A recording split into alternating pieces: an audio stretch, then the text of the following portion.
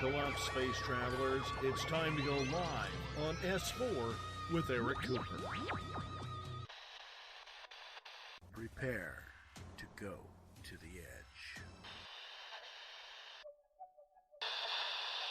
3 years. Over 1,000 followers. 30,000 downloads in the archives.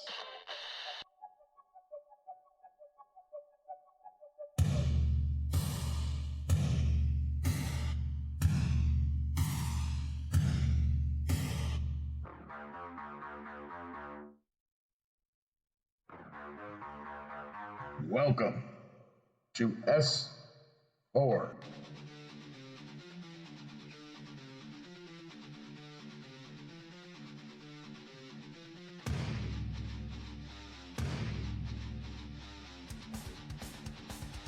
Good evening, ladies and gentlemen, and welcome to S4, the official radio broadcast of Forest Moon Paranormal, with host Eric Cooper and our panel of enlightened minds. Coming to you live from FMP headquarters located in the heart of Skagit Valley, Washington, at the base of the majestic North Cascade Mountains. We will take you through a journey of exploration as we examine every aspect of the metaphysical. From spirits, UFOs, Bigfoot, and conspiracies, to grounding, protection, astral travel, and everything in between, leaving you with a better understanding and comprehension of the world around you, and the entities that inhabit it.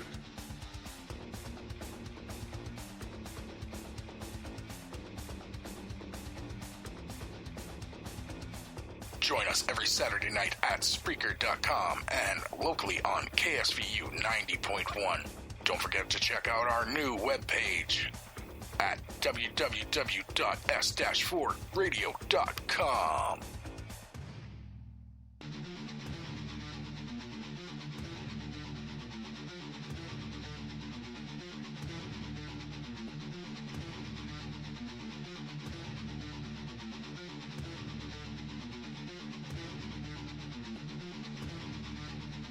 Now sit back, open your mind, get ready, because this is S4.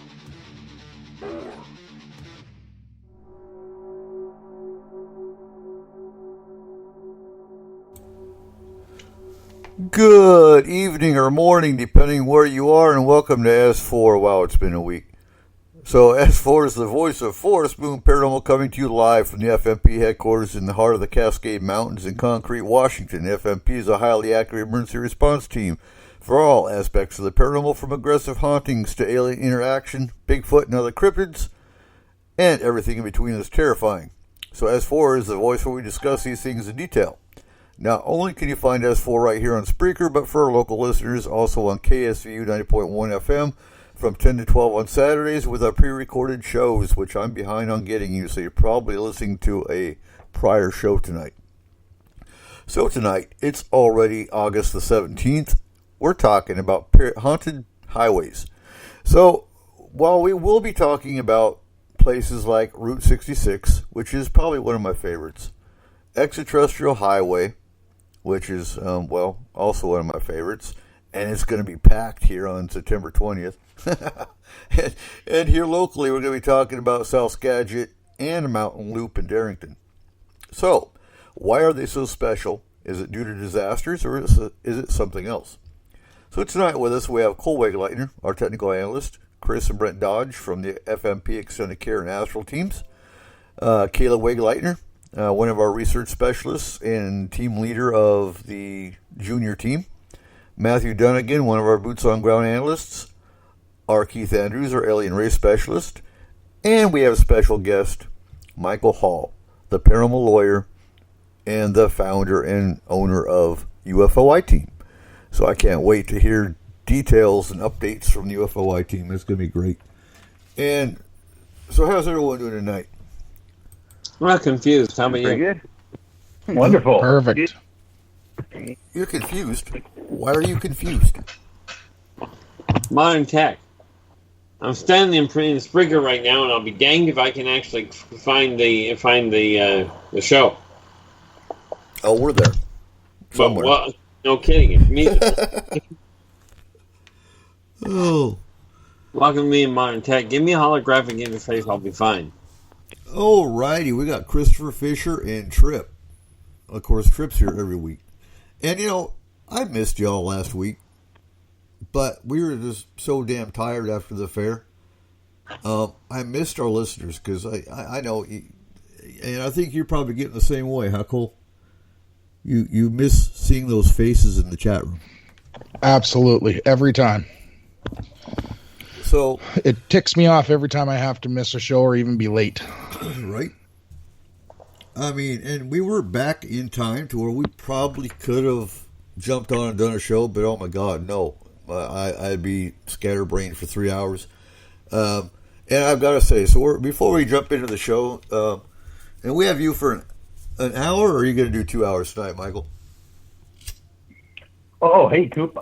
Yeah, I'd like to do an hour if I could, because I got to get up early in the morning and go to my JFK conspiracy theory meeting, which is always on Sundays. Okay. So we'll talk about the fair. We'll talk about the Bigfoot expedition, because I know some of our listeners are sitting on the edge of their seat, and we have some new people that are actually wanting to join us when we go back up on the mountain. But, so what's UFO watching been up to, Michael? Oh, man. First of all, I just want to say hi to all my old buddies out there. So Brent and Keith and Chris and Eric and Cole and Kayla. My gosh, I haven't talked with you guys in a long time. A year. And Matt. Right. It's wonderful to be back on FMP and to get caught up with you guys. But I'll tell you what, the UFO I-Team is just going nuts right now. I don't know if you've seen some of the videos that we've posted recently on the Facebook and on YouTube at UFO I-Team, because it seems like it's heating up as far as our abilities to get video. We just came back from E-City Ranch down at Mount Adams, have some amazing footage that we posted up there. We're talking on tape now. We're finally getting craft, anomalous objects that are turning directions, 90 degrees, 180 degrees, right on film. We've got them on tape, and people can see those if they go to the Facebook or YouTube pages. Are these it's fascinating. Are these coming out of the Mount Adams gate? Or where are you picking these up? Doorway or whatever they call it there. I don't know. No, I don't think they're specifically coming out of that doorway that Jimmy Church caught on tape that one time when he was down there. These seem to be coming from different directions. Some of them will be going towards the mountain, Mount Adams. Some will be coming out of the mountain almost, so that we know that they're specifically not shooting stars or asteroids or anything, burning up in the atmosphere, because they're coming up from the ground, behind the mountain or out of the mountain, and then corkscrewing and sometimes wavering as they go by. And you can see them very clearly on these videos. So something interesting is happening. Maybe they're getting used to us being there and don't mind us recording them, but for some reason we seem to be getting a lot of footage lately. All right. That's awesome. So how many times have you gone back up there? Because I know, so last time we talked, you went up there and you were missing time, you had your batteries drained, you saw signs of Bigfoot as well as UFOs. And that's really the biggest events that were going on in Mount Adams, or at the E-City Ranch. Yeah, that was, you're talking about what we called the Mount Adams incident, which was last August, right, 2018, and we just got back just 2 weekends ago from Mount Adams again, and we had some stick breaks, some wood knocks at our campsites up at Kakalaka Lake again this year. We didn't seem to experience the missing time issue that we had literally recorded on scientific instruments because my CPAP machine was missing hours worth of time that I use every night when I sleep. And we also had the batteries on our vehicles died at about 3 a.m. That morning a year ago. So we didn't notice the missing time this year, but we definitely had a lot more footage to record on our tapes and video. Our gear now has really stepped up the pace. Lee Strauss, Dave Mason, these guys are real techie guys on our crew. Have got the night vision, the FLIR photography, stop action photography, and probably each of them have 4 or 5 video cameras going on at the same time. And it takes us literally hours to go through the footage after an event to catch some of these things. Now, are they catching the same anomalous activity on all their cameras at the same time? Some of them are multiple cameras at the same time, which is kind of cool. Exactly. Basic corroboration, and we have, like I said, Dave Mason is a techie guy. Let me explain real quick what Dave has actually created, because he's invented a binocular system that he can turn light waves. Like, for instance, if you see an anomalous object in the night sky that's illuminated, these binoculars will turn that light frequency into sound frequency. And through a Bluetooth speaker, we can hear the difference between a commercial airliner, a shooting star, or an anomalous object that we don't know what it is. But here's the cool kicker, is that not only do we record the sound that we're seeing from these light frequencies, but Dave Mason can take that sound frequency and project it right back through a diffused laser system to the object that's emitting it. So basically we're talking CE5 or CE5's kind of human-initiated contact with anomalous objects, because we can shoot their specific light signature right back to them. So they'll know that we're looking at them. And how are they reacting to it? Sometimes they will flare up dramatically. I'm talking about like at ESETI Ranch, right. An object that seems to be low level, by the way, not more than 5,000 feet up. The mountain itself is what, 10,000, a little bit over 10,000 feet, and some of these objects are not that high above the mountain when we see them, and they'll go by. They might be, if you're thinking about it, it might be about the brightness of Jupiter when you see that in the night sky, some of these objects. But then they'll flare up to 20 times brighter than that and go right back down and flare back up. We even have video now posted where Lee Strauss, our other camera guy, will ask repeatedly, like 3 separate times, an object, if you're anomalous or if you're UFO, flare up. It'll flare up immediately for him on tape, and it'll go back down. He'll ask it another time, and 3 times in a row that happened just recently. So we're starting to get some response. So, Keith, I want to bring you in here real quick. Yeah, what's up? So, what race do you think they're interacting with? Well, we know it's not the Teclac. Right? I would be inclined to say you're likely dealing with the consortium itself. Really? And would you say the flare-up is the consortium recognizing that they're being watched? Well, that's the funny thing. There's a funny little technological anomaly that may cause it. If you're firing back the same frequency onto their buffers, that simple frequency hitting it, although it would give you confirmation, maybe nothing but a bioelectric flux, what is it? Overload. You're basically amplifying your own signal. I was wondering about that. Just because, if you're sending their signal back to them, it might interfere with their technology. And we've thought of that. So we're very, very careful with this new invention, these light to sound binoculars that we've got, but it hasn't done anything negative when we've done this yet. So we'll have to keep that in mind, Keith. Thank you for the input. Well, I'm going to throw a wrench into things. The fact you haven't seen anything negative done doesn't mean it didn't happen. The UFO team is going to be responsible for the next Roswell or Maury Island incident. No, we don't want to start a galactic war, that's for sure. Oh, think of it this way: if it starts between humans and them, it won't be a war.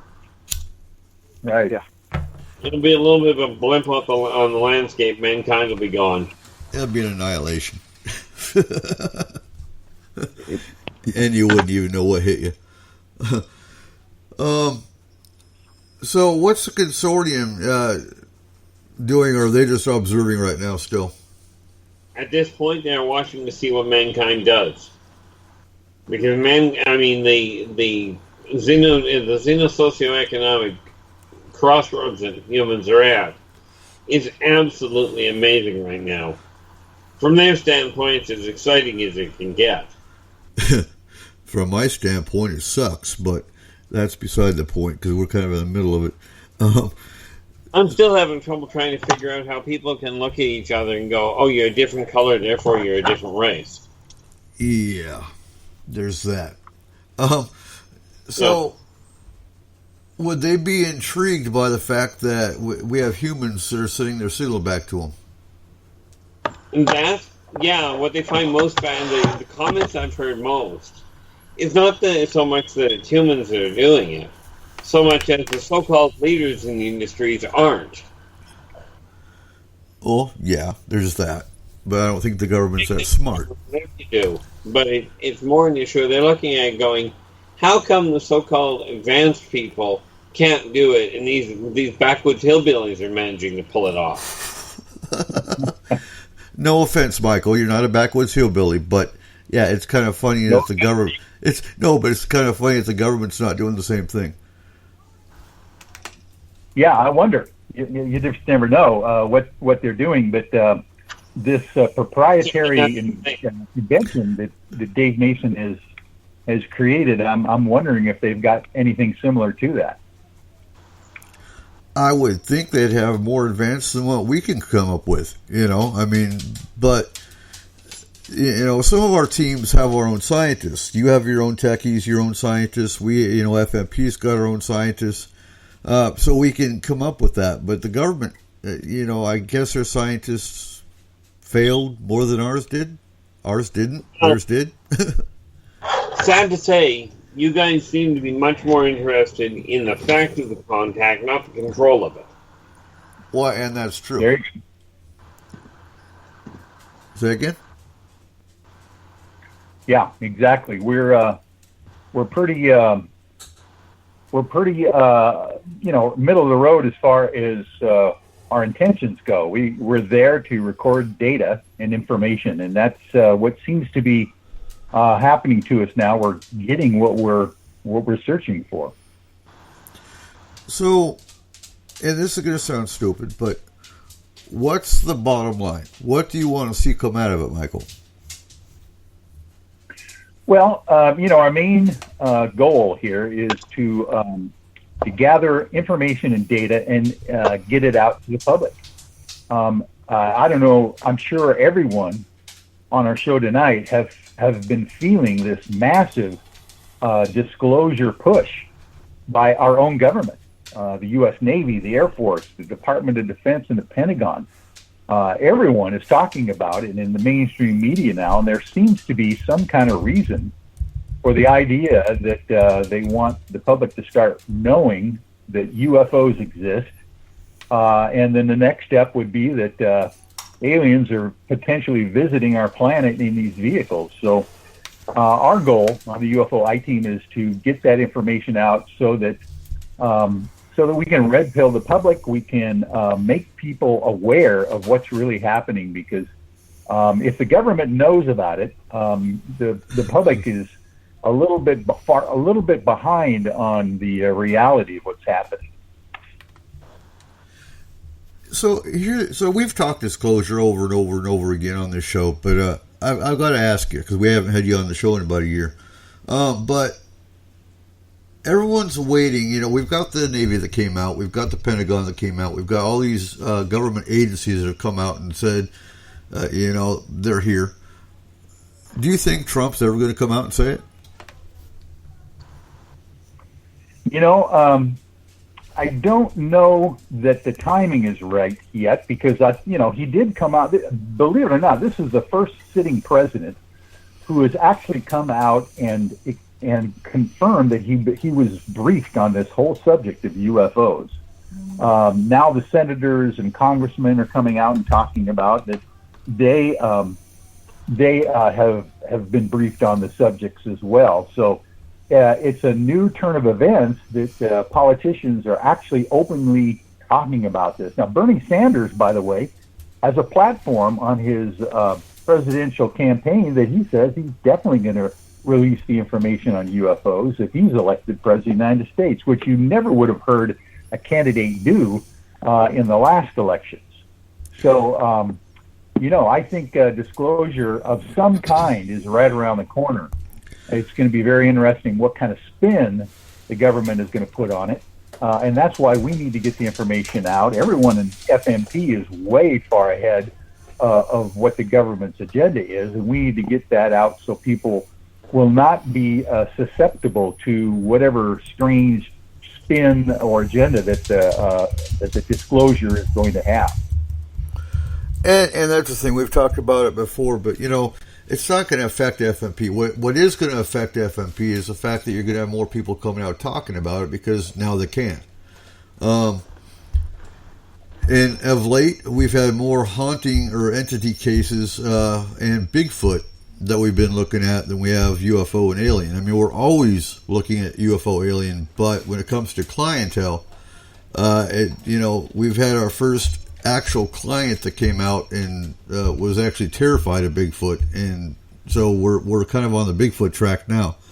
But yeah, Skagit County is number one for UFO sightings in the state, and I think Washington State, if I remember right, is number one for UFO sightings as well. Exactly.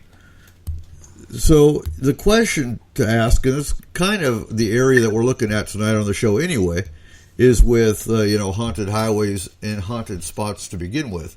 But it's more paranormal spots. So why is Washington State one of the highest in the paranormal area? What's here? Is it because of the minerals? Is it because of more areas to hide? Is it, why Washington? And, the FMP headquarters is right in the heart of Bigfoot, right in the heart of UFO sightings, right in the heart of hauntings. We're in the middle of the paranormal smorgasbord. And, well, it's interesting. Yeah. One of the theories that we have on the UFO team, and it was basically promulgated by Lee Strauss, our intrepid camera guy, is that we have probably in our state more volcanoes, mountain peaks that are volcanoes than any other state in the country, maybe the world.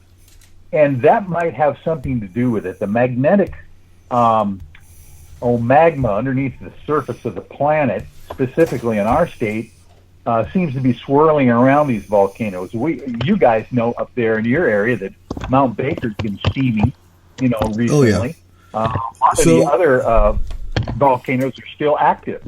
Well, on that, so a few months ago, the Washington State Department of Emergency Management actually raised the threat level of both Glacier Peak and Mount Baker to the highest level.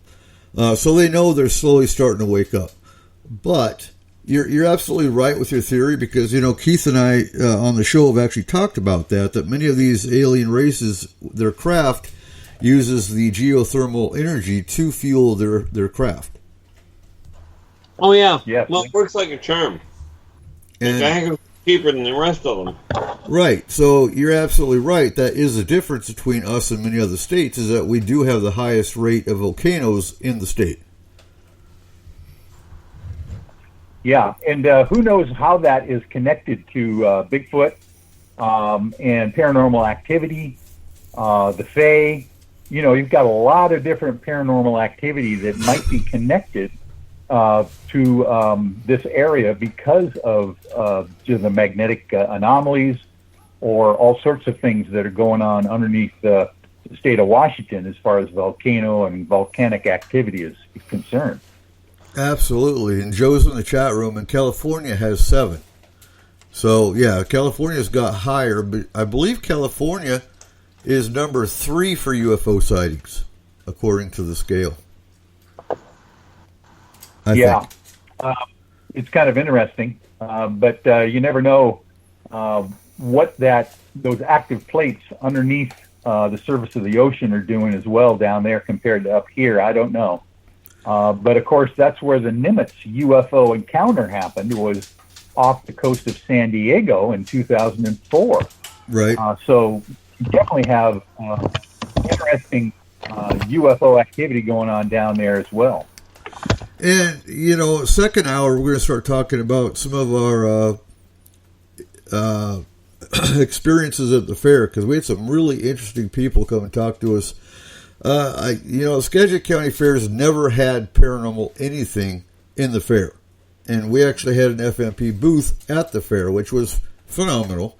And some of the discussions we had with some of the people that stopped by was intriguing, to say the least. We had a couple military, one veteran that actually was talking about when he was in the Navy and some of the things he saw, that he had, hands down knew that UFOs existed because of what he saw under the water, flying out of the ocean, flying over boats, whatnot.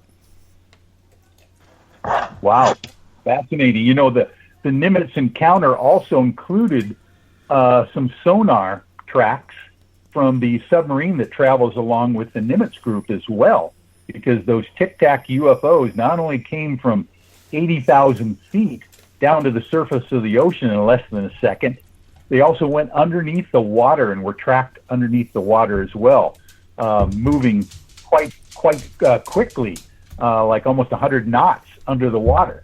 100 knots at a time underneath the water. So that whole theory about underwater bases off of California might be something to think about.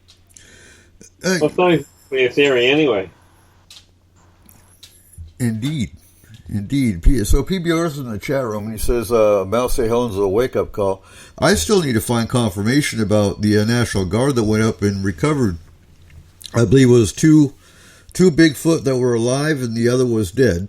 And they were taken to Fort Lewis, held in Fort Lewis for a couple weeks, and then flown to California, where there's supposed to be a research facility for Bigfoot through the government. So, I'd like to find witnesses to that and get some confirmation on that case. I have definitely heard that same story, and the one I heard was more deceased Bigfoot because of the eruption than just a couple. So it would be fascinating if someone could come forth to corroborate that kind of recovery mission. Exactly. And, because they did have 2 living that they had their National Guard medics take care of them, wrap up their injuries, and then they're whisked off to Fort Lewis. Now, having been on Fort Lewis for 10 years, there's some spots on Fort Lewis I know damn well were within means of where they could have hidden them. Well, and there's been Bigfoot activity reported in Fort Lewis for years as well, with other soldiers sighting Bigfoots on the actual base there as well. So fascinating stuff. And of course, you got Madigan Hospital there as well for a facility. Oh, Madigan Hospital, the old Madigan's that's another show. That's a whole that's a whole other discussion.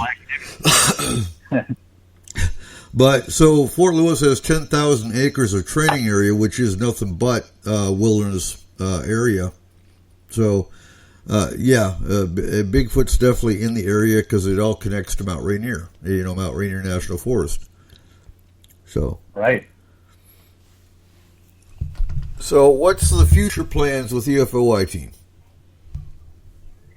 Well, gosh, I don't want to dominate this whole first hour here, so please, anybody jump in here. But I know we've all been fascinated by this Storm Area 51 viral meme on the internet with literally millions of young people signing up to the idea of they're going to storm Area 51 on Friday, September 20th, coming up very shortly. So the UFO I-Team has come up with a rather unique, I think, and very safe and sane alternative to the idea of actually going to Area 51 in what we call disclosure aid. Basically, the idea of a 24-hour podcast telethon that will be happening on Saturday, all day, from 12:01 a.m. on Saturday morning.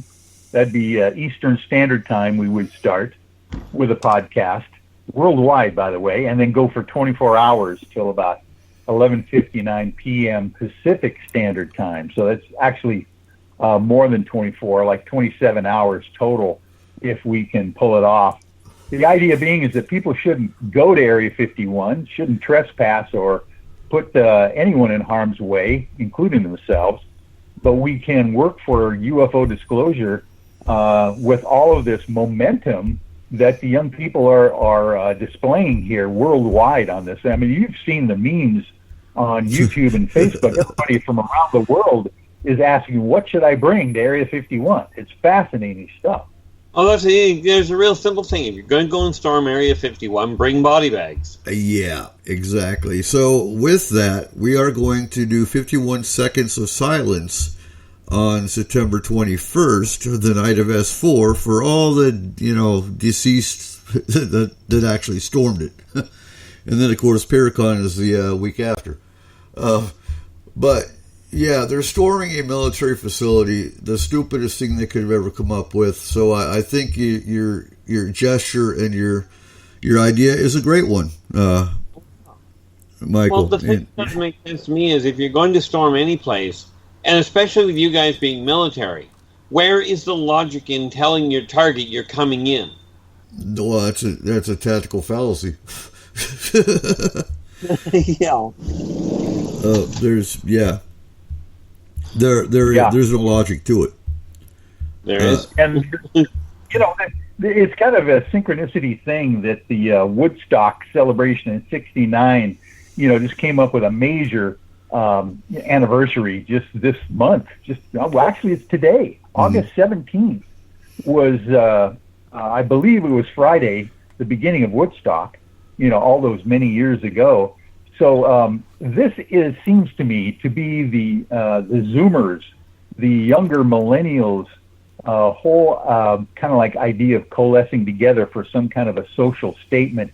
So we're just here basically trying to divert them into a positive mode because they do want a UFO disclosure. They want to know what's going on at places like Area 51. And if we do have aliens on the planet, we need to know about that. But we're trying to come up with a safer idea. We've also done a beautiful music anthem that we're going to do a video for, just like they did with Band-Aid, and the raising money for the Ethiopian famine back in 1985 with Bono and Sting and all the music heavyweights back in that era. So we're trying to do the same thing with a brand new music video that everyone could be a part of around the world, wherever they're at. They can send in their videotapes of the actual tune, which is new lyrics to the old song from Band-Aid called Feed the World, or Do They Know It's Christmas? It's the same tune, but with updated UFO disclosure lyrics. So people can check that out on the UFO I-Team Facebook page as well if they're interested. Well, can I play the devil's advocate here for half a second?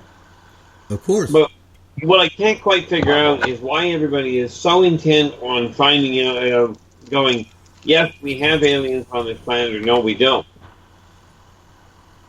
I mean, maybe I'm in the wrong position here to be looking at it from that standpoint. Well, Keith, I think that's a great question, but here's the deal with the younger generations that are now just flexing their collective muscles, I believe, is that they already know that aliens exist, just like you do and have been studying for decades, the various races that are visiting the planet. The young people already know that. I think they are now just getting to the point, kind of like in the 60s when they were we as young people back then were flexing our muscles against the Vietnam War. They're flexing their muscles against UFO secrecy. I think that's basically what they're saying, is that they already know that this stuff exists. What's the big deal about keeping it secret? I think that's their main push. Yeah, but okay, Woodstock is not really comparable to this, because Woodstock, a bunch of teenagers and young people went into a field and held a music festival. This one, they are endangering the lives of every U.S. soldier that will be on that base. They are endangering the lives of every person that's going to be with them. And what they're doing is absolutely illegal. Well, talk about it. I mean, you look at it, and I mean, I'm kind of a little backwoods on this one. I look at it going, okay, here we have everybody says it's a top secret base that they already know they'll shoot you if you go onto the empty lot in the first place. And now you look at it going, we suspect they have alien technology there, and people that have no qualms about shooting in the first place, and you're still going to run onto the target? And bear in mind, guaranteed a lot of those military there have seen combat. So they're going to react with combat. So they're really playing with fire. And that's just putting it lightly. Yeah, we agree. I mean, we all do tonight agree to that. So what we're trying to do is just get the alternative out there of a worldwide podcast, almost like the old Jerry Lewis telethon. Do you remember those 24-hour things when we were growing up as kids, where they would raise millions of dollars for muscular dystrophy around this, September time of year every year? We think it was about time to do the same thing for true UFO and ET disclosure. I think that's a fabulous idea, personally.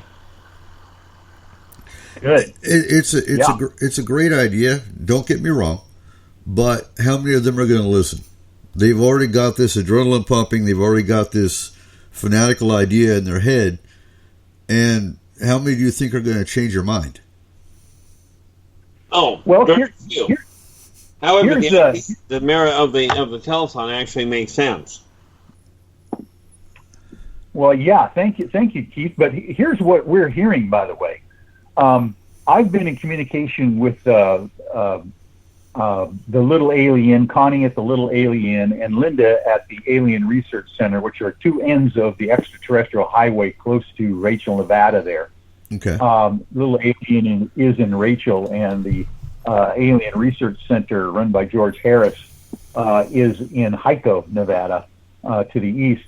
And they are just basically overwhelmed with the idea that people are calling them 24 hours a day trying to figure out how to get there, where to stay, and all the facilities which don't exist. But we are hearing now that it's potentially the governor of the state of Nevada is actually potentially going to even shut down the area and not even allow people to get close to that area because of the disaster that could happen. So they're thinking ahead in that regard, and it's very possible that the idea of participating somehow in a podcast worldwide event would be the only sane alternative if they're not even going to allow people to get close to the extraterrestrial highway in the first place. Well, that's the smartest thing I've heard, that the governor is stepping up. It's called risk mitigation. They don't want to be known in Nevada for being the the biggest bloodbath in American history in a very long time, and it really baffles me that people even think that way. As far as storming the place, it does. If you want to cause change, if you want to find out what's on Area 51, go to the government. Go protest at the White House. That's where you're going to cause change. You flood the White House. Peaceful protest. Yeah, definitely. Let's specify. Because from the governor's standpoint, the government has to react. Because I think I said it on S4 before, but anytime you're going to have 2 million people show up to storm Area 51, you've got terrorists that are going to go, oh wow, that's a perfect opportunity to stage a terrorist attack. Because we're not here to storm Area 51, but we want to cause mass casualty. And that's the easiest way to do it. So they have to react, the government, that is, just to mitigate a possible terrorist attack on top of storming Area 51. Well, that's all kicker to it. There are so many people that are putting so many other people in jeopardy, and you can bet your bottom dollar there's a side effect of this. If they decide they're going to carry through with this stupidity, frankly, what happens to the rest of the military and the rest of the peace officers around the country, not to mention around the world? Just how itchy are the trigger fingers going to really get? Mm-hmm. And can you imagine the budget? So let's dig deeper into this. Can you imagine the budget of having to pay extra federal agents, extra local law enforcement, emergency managers from surrounding states to react to this? The budget would go up in the billions. Yes, very quickly. So these are things they have to look at. These are risks they have to mitigate.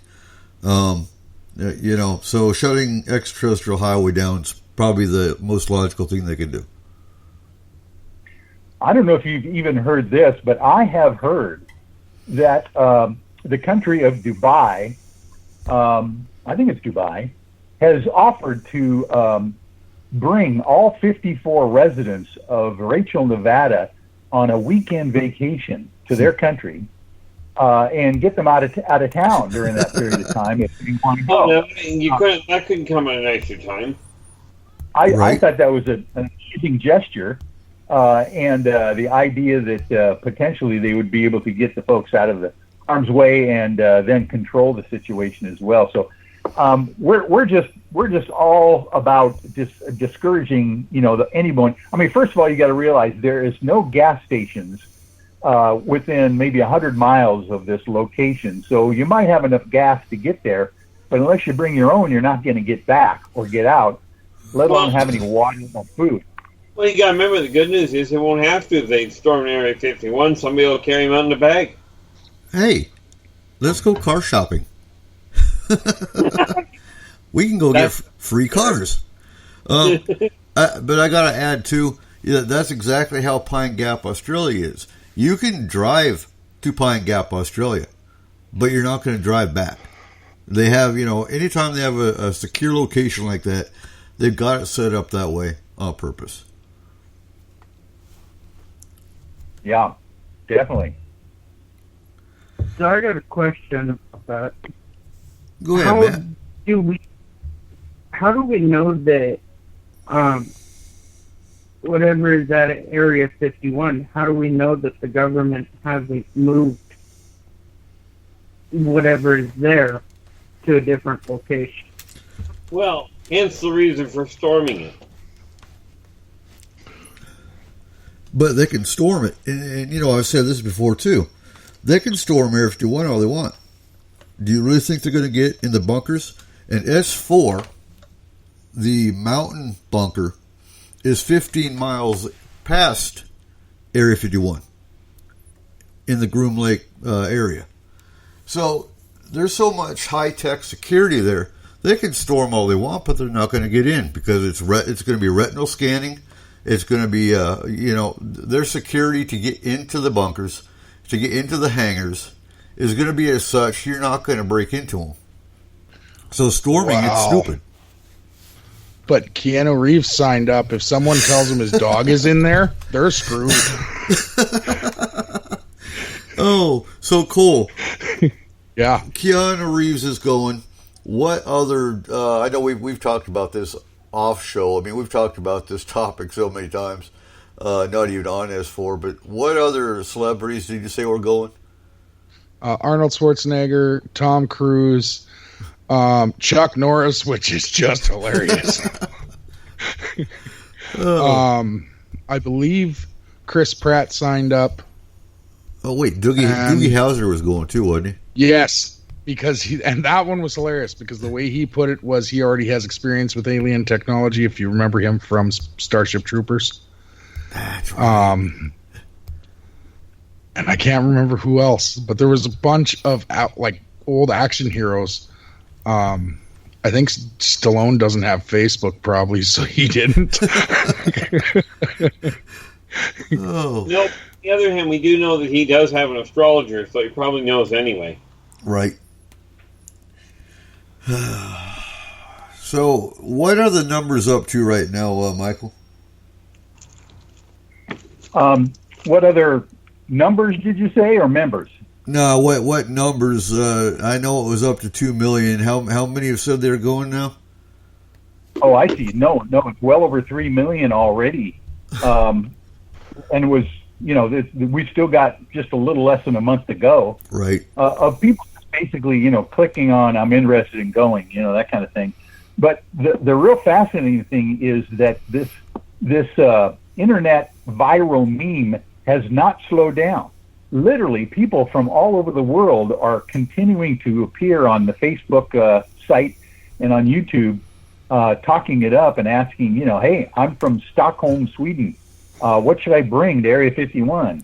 I'm from all these different countries around the world are very interested in as well. So I've never seen an internet meme have this many legs and last so long. It seems to be kind of swelling and growing as it gets on. Almost like the Woodstock of the 60s, where they were anticipating maybe 150,000 people showing up, and well over 500,000 young people physically showed up in one location. So you never know. And I love PBR's comment in the chat room. So Bud Light is capitalizing on some people's plans to storm Area 51 by releasing a special edition beer for aliens. They followed it up with a tweet that reads, "Screw it. Free Bud Light to any alien that makes it out." The tweet included a picture of a black and neon green special edition can of beer featuring an alien-shaped head. We know of no space beer by any other life form which is brewed and aged to be more refreshing. A greeting across the top of the can says. Yeah, and Arby's is sending a food truck. A lot of other people are jumping on board on this thing as well. That's too bad. Michael, being an attorney, you could make bank on writing wills for these people that are not going to make it. There you go. Right? Good thinking, Chris. You're always thinking ahead. That's good. Well, actually, to tell you the truth, I'm heading off to Vegas on Wednesday to meet with my co-planner, Lorian Fenton, who is a very well-known UFO conference coordinator.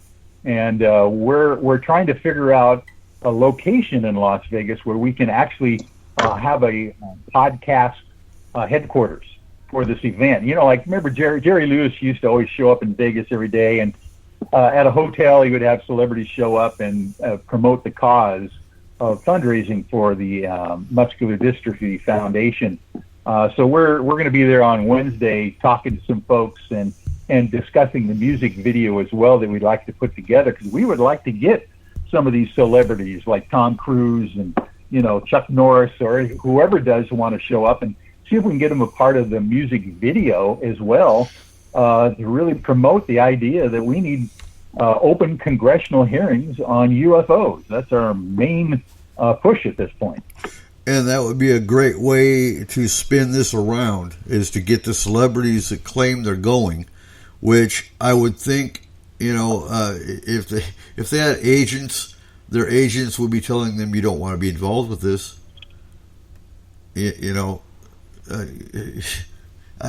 Come on now. Well, we assume that if anybody is interested in going in a celebrity status, they're going to go through Vegas. They're going to land in McCarran International Airport. So that's where we have decided that this should be a headquartered event for the worldwide podcast anyway. And it's going to be 24 hours. We might snag a few of them during that podcast 24 hours and have them come on and interview them. Sounds good. Sounds really good. I really appreciate being on FMP tonight to really kind of break this wide open, because not a lot of folks out there have heard about it yet, other than on social media that we've been distributing the facts. So thank you guys for allowing me just to talk about it and try to get the idea out that we don't need to storm Area 51, but we do need UFO and ET disclosure. Indeed, I agree.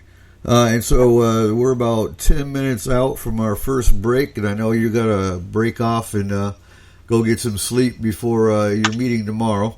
So where can folks find UFO I-Team, and where can folks find where you're staging? Do you have a social media platform or anything for your... Yeah, we've got the Disclosure Aid on Facebook. Just 2 words, Disclosure Aid. Kind of like, the Band Aid and Farm Aid, kind of issues back in the old days. But Disclosure Aid on Facebook, and, of course, UFO I-Team on Facebook and YouTube. They can find all of our videos there of anomalous craft that we've recorded just recently. Excellent. And so before you go, too, where can... have you been talking to Peter Davenport at all?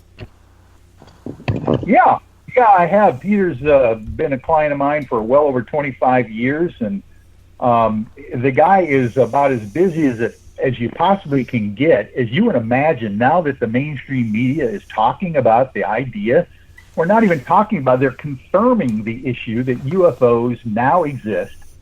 They are bringing up on mainstream media, so Peter is taking reports like you wouldn't believe from the National UFO Reporting Center. And that's where I would encourage anyone who has seen anything recently or even in the past to report their sightings to, would be the National UFO Reporting Center on the internet, because they can go to their own, they go to that website, plug in their own town, their hometown, wherever they're at, or whether they've seen, where they've seen something, and they can find out all the other folks that have seen the same thing or something very similar on Peter's website. Yeah, and New Fork is the only reporting center that I actually support, just because, in my opinion, the other ones are sold out, and I don't play that game. So New Fork is the only one that we know for a fact has not sold out to anybody, and still does it for the right reasons. So yeah, definitely newfork.org, NUFORC.org to do your sighting reports. FMP also had to take sighting reports, but we do get our information from New Fork as well. Yeah, no, you got a good collaboration going there with Peter Davenport. Indeed. So on that note, we're going to go ahead and take our first break, and when we come back, we will continue on with haunted highways or paranormal highways, but we're actually going to switch a little bit and talk about the fair, talk about our Bigfoot expedition that we've been working on, and where that's going to go. So stay tuned. We'll be right back. You are listening to S4 on Spreaker.com.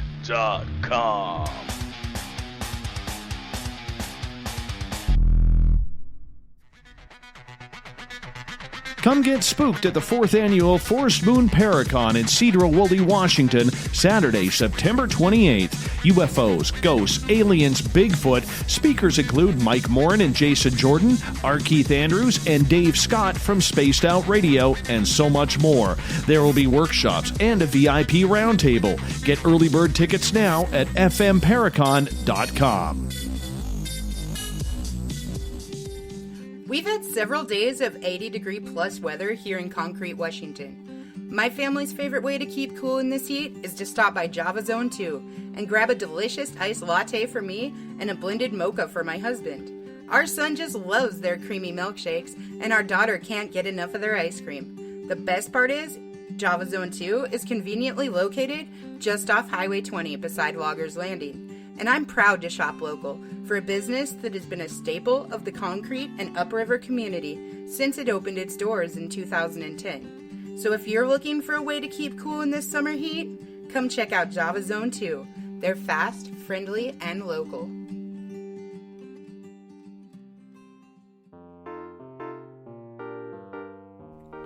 Hello, my name's Cole Wegleitner with Statement of Sound DJ Productions. We do mixing, monitoring, recording, and editing for all your audio needs. For our local listeners in the Skagit area, we are taking bookings for your 2019 events and parties. We have a wide array of music from any genre. Please allow us to help you make these memories last forever. Contact us at 360-999-2830 or on Facebook at www.facebook.com/SOSDJPro. Forest Moon Paranormal is a non-for-profit emergency response team that handles all aspects of the paranormal, helping you, your family, friends, and community since 2004. Whether you're having a problem with hauntings, spirits, Bigfoot, other types of cryptids, or UFO activity. Maybe you're just unsure of what's bothering or terrifying you. Or maybe you're just afraid of criticism and disbelief. FMP is here for you. We handle cases globally and locally from our headquarters in Skagit County, Washington. We never accept any form of payment for our services and are 100% confidential. You can find us on Facebook under Forest Moon Paranormal. You can private message us for assistance, or just come join in the discussion and become part of our growing FMP community. Are you having encounters with the paranormal, supernatural, or ufological that you cannot explain? Look no further than the SOR Sightlines Report, brought to you by the Experiencers Support Association. This is Ryan Stacy, head of the Research Association, TESSA. Soon on the Spaced Out Radio website, you will be able to file your reports and have them researched for you. We are independent and ready to help Spaced Out Radio listeners today.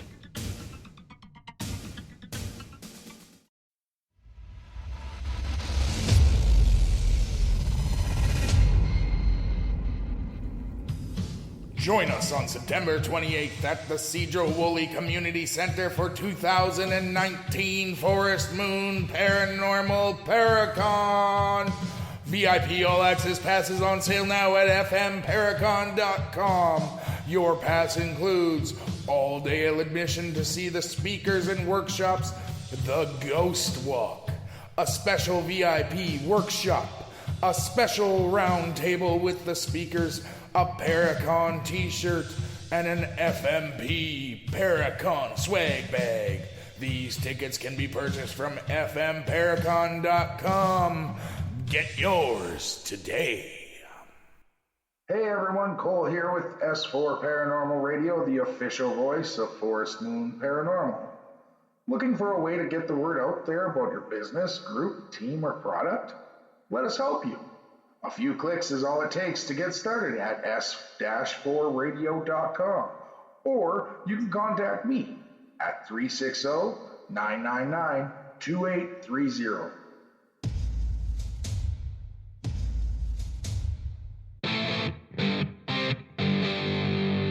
Welcome back to S4 with your host, Eric Cooper.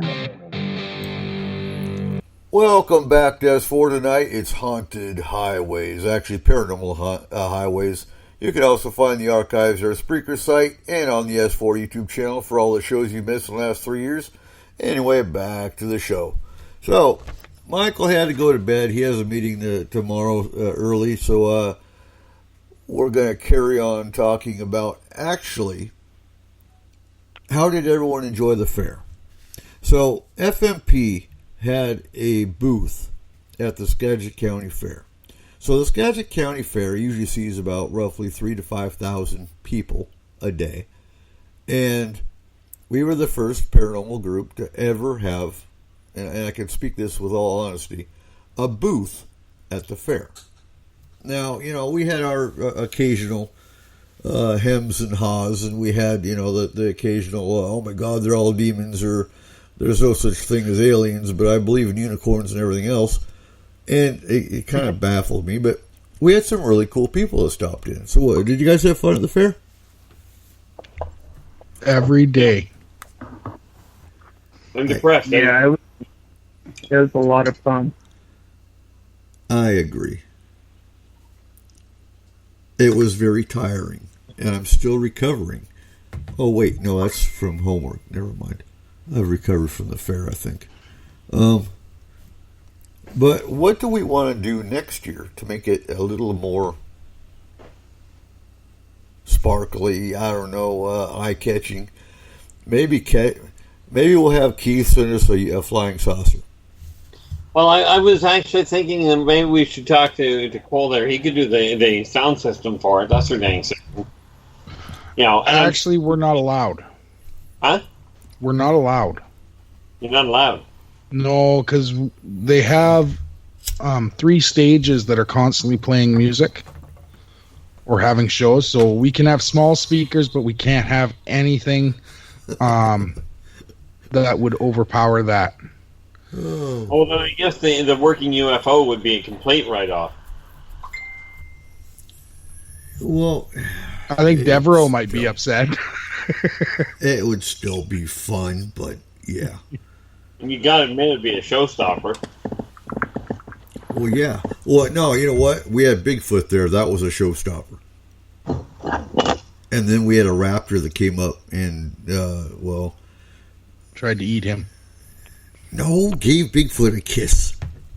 I've got sure, that's what he says. Oh. But, I gotta say, we had some really cool people that stopped in. I mean, we had some people that were just completely excited and jumping up and down that there was a paranormal team they'd never heard of before. And, considering we've been in Skagit County for, since 2010, so 9 years in Skagit County, because once I got retired from the Army, it moved here. So, it was kind of all over the place before 2009. Primarily on Fort Lewis for a minute. But, it was the same response when we were at the swap meet in Concrete last year. We even had concretions that stopped in and said, oh my God, where are you guys based out of? Here. Really? So, with the exception of going door to door and handing out flyers, which we would never do, but I don't know how else you would get the word out other than going to the county fair. Well, the county fair worked. And you can bet $1 it's going to have a heck of an impact on the event in September there, on the Paracon.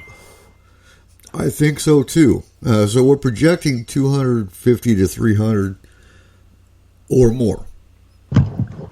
We'll see. So we're going to have an S4 Paracon show on the 21st. Yes, it's going to be the day after Storm Area 51. But I want to get all the speakers in here, and we're going to talk Paracon for 3 hours. Now, did you have fun when we went Bigfooting? Cool? Absolutely. Anytime I can get on top of a mountain and actually just go look around is a fun time for me. I've always enjoyed it, and it has been a while since I've been able to do anything like that due to the car accident I was in a year ago. I haven't been pretty much out of the house a lot, so that was definitely an enjoyable time. We found a lot of very cool areas. We weren't able to find a lot of concrete evidence as to what we were looking for, but we did find some that could lead to evidence in the future.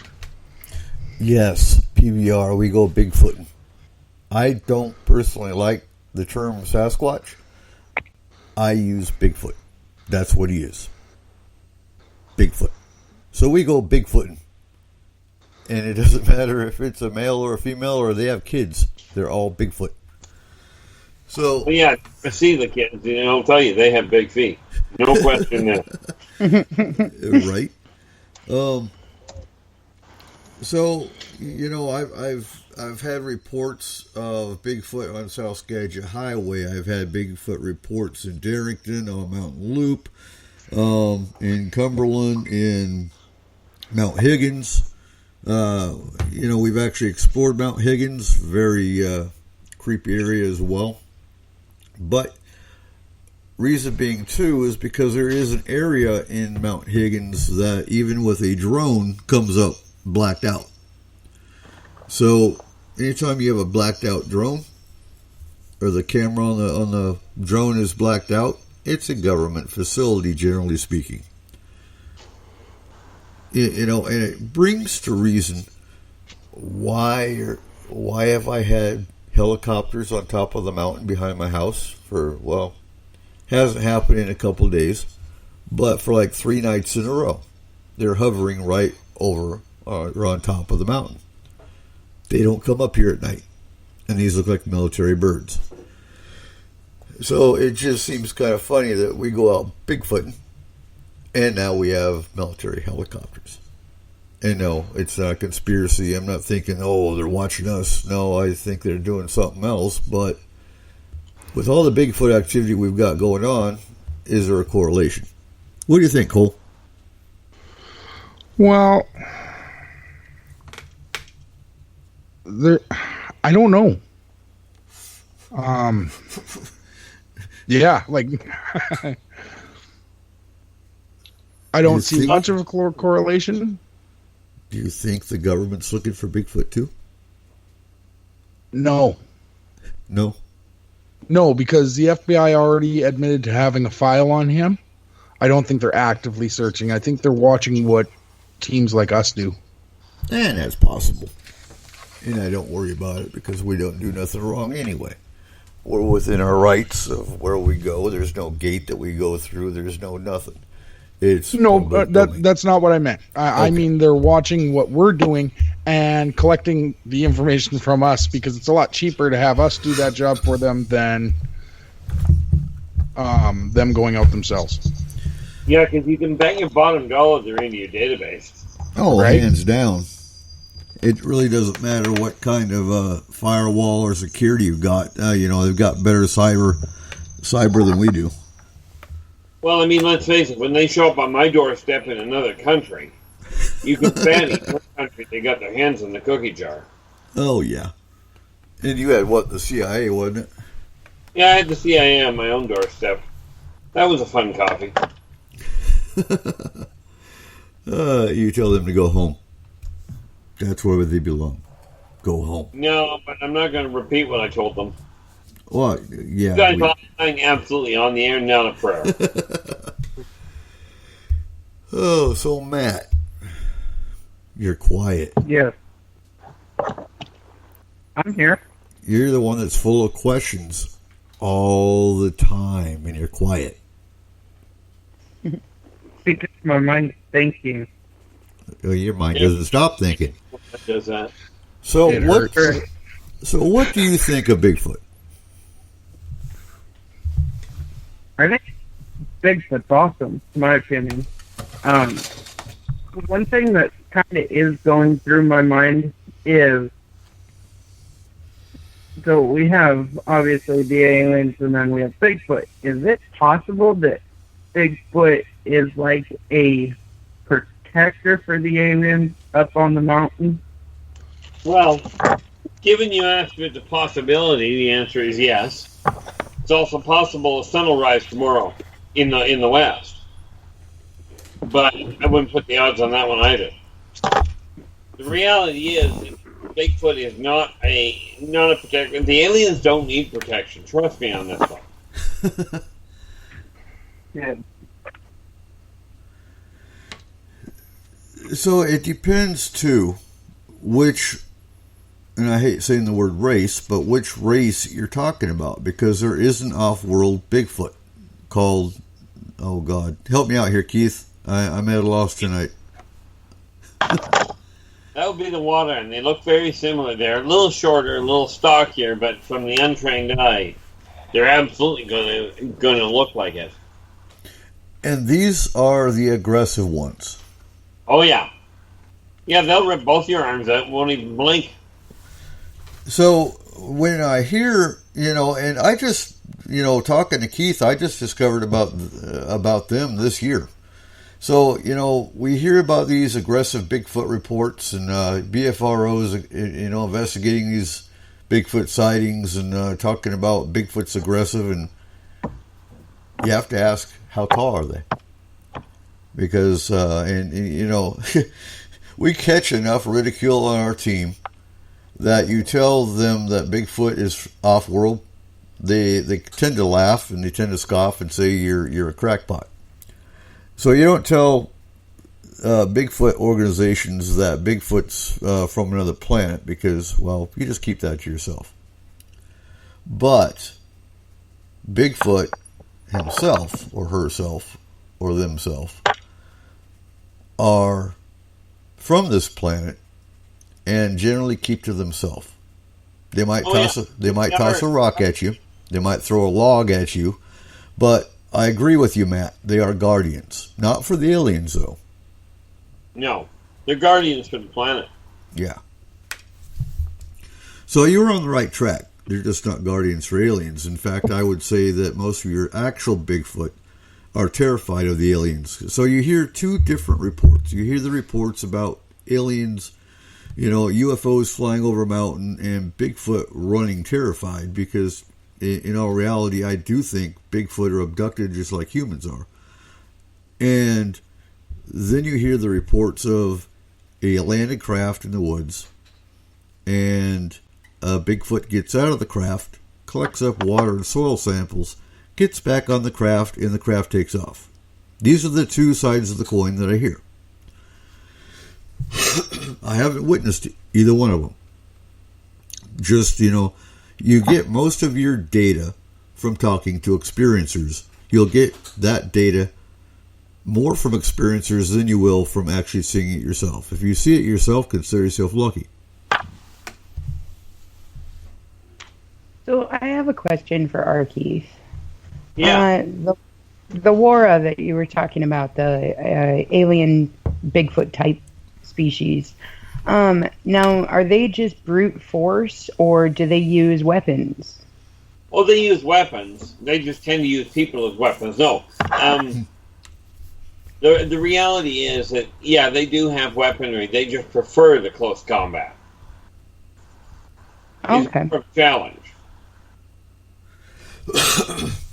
The reality is some of the way, one of the weapons, they didn't actually invent it, but they actually like it. It's something I tend to refer to as a 10-gauge Magnum pepper box. They don't suffer recoil from it. Okay. Didn't you say, Keith, what were the ones you said that were mostly located in Asia? Is that them? Yeah, the Wara you'll find in Asia. But yeah, there are relatives of Bigfoot over in Asia as well. And that is simply a different location to them. Yeah. Yeah, the Wara are everywhere, aren't they? Pretty much. Because it was the Wara. So you remember, Chris, the video that you watched that you sent me the link to of the aggressive Bigfoot, the one where the Bigfoot was kicking on the kid's door and made the garbage can look like a coin. A frisbee, yes. Yeah. Yes. So that was Wara. And that happened here in Washington. Both those first two cases on that YouTube video happened here in Washington. One happened actually in Darrington. The other one was, I believe, in Granite Falls. The third one, yes, which was Wara, hands down, happened in Oregon. So all West Coast. Wow.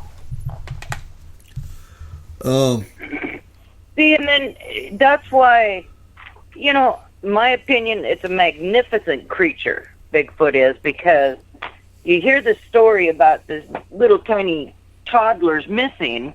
A bear would have chewed that kid up. I believe that Bigfoot protected that child. And, and you know, that is, you got to really stop and think. This creature that we don't know, well, Keith does, but we don't know much about, and doing that to protect a human, that to me is an amazing creature. Now, I know he smells, and he's got big feet, and if I were in the mountains, I'd sing for him. I'd leave him gifts, but the second I saw him, I'd run. So Lisa's got a question. Is the whole earth their turf? The Bigfoot? Yeah. Oh. Well, no, they're not good in the water. Well, no, they'd be land-dwelling creatures. But I have heard of cases in both Alaska and the Loomy Island area of Bigfoot swimming across the bay. And yes, they have free reign of the planet. Yeah, no, I agree, Lisa. I wouldn't run either. I would. I wouldn't. Now, I'm not saying I'd walk up to him and shake his hand. No. I would definitely observe him and see how he reacted to my presence. You're not going to outrun him, I don't think. Couldn't outrun him, but I would try. Not when he can throw trees. And I think, honestly, it all comes down to the fact that nobody has really gotten any real reports. I mean, Keith knows about him, yeah, but, you know, we haven't really gotten a lot of reports or a lot of good evidence to know exactly what kind of temperament he has. You know what I mean? Like, there's studies of other wildlife. There isn't a lot of studies about him, so you couldn't even attempt to slightly even predict what he would do. And because of that, in my opinion, I wouldn't stay around. Oh, well, you will in October. You didn't watch the historical document, Harry and the Hendersons? Oh, I've seen that one. We're not talking about it in a suit here, Cole. So we are doing a base camp setup, weather permitting, if we get a later summer than I'm hoping. After Paracon, the team is going up back in the same area that we were in and setting up a base camp for 3 or 4 days. You don't have to leave the base camp, Chris. You can just stay there and make sure the coffee's going and watch your radios. Hey, as long as I'm close to my car, I'll be just fine. But we might actually have some guests going up there with us because there's a couple people local, ones in Canada, that wants to join the team and go up Bigfooting when we go. So we might snatch them up because they actually have gear as well. And they know this area as well. So when it comes to a normal case, yeah, we don't bring strangers in. But when it comes to mountain expeditions, I have no problem doing that. As long as they bring coffee. Exactly. And hopefully we have our own FMP coffee by then. I'm working on it. I know. Well, I forget who I was talking to. Somebody down there is actually in. I think they said an herbalist or something to that effect. Who's that? One of you down there. Or was that you or somebody you're connected to, Chris? Me? Say that again. I said, I thought I heard that one of you guys one of the people down there was actually an herbalist or something to that effect. On making the coffee? No, Yeah, an herbalist. Herbalist, as in not creating it. I know how to That's make not it me. and put it in a pot. No, wasn't me. So it depends on. So we do know some herbs. So it depends what you're looking at. I was teaching Cole some of the berries you can eat and some of the herbs you can use up in the mountains. Yeah, we got with the legal herbs and work from there. Oh no, legal herbs like bleeding heart you can use for anxiety, stopping bleeding. Devil's club you can use for sewing and is also used for pain. Yeah, we do know some of the herbs that we can use living off the land if we have to.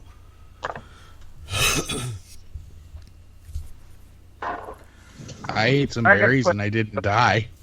No, you ate thimbleberries. Thimbleberries are good.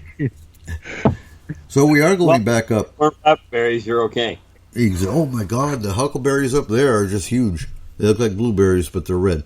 I didn't say huckleberries. I said rabbit berries. Oh no, I don't think I've heard of that one. So we are going back up Tuesday or Wednesday. So Matt, if you want to join us, we're going up to pick up the game cam, see if we got any pictures. So we went up. Anthony gave me a couple Matchbox cars. Cheyenne gave me some blocks, real colorful blocks. They love shiny things and they love colorful stuff. And so we set up a game cam, set up the game cam right in front of the gifting site, and we'll see if we got any pictures. So that's my next question I was gonna ask.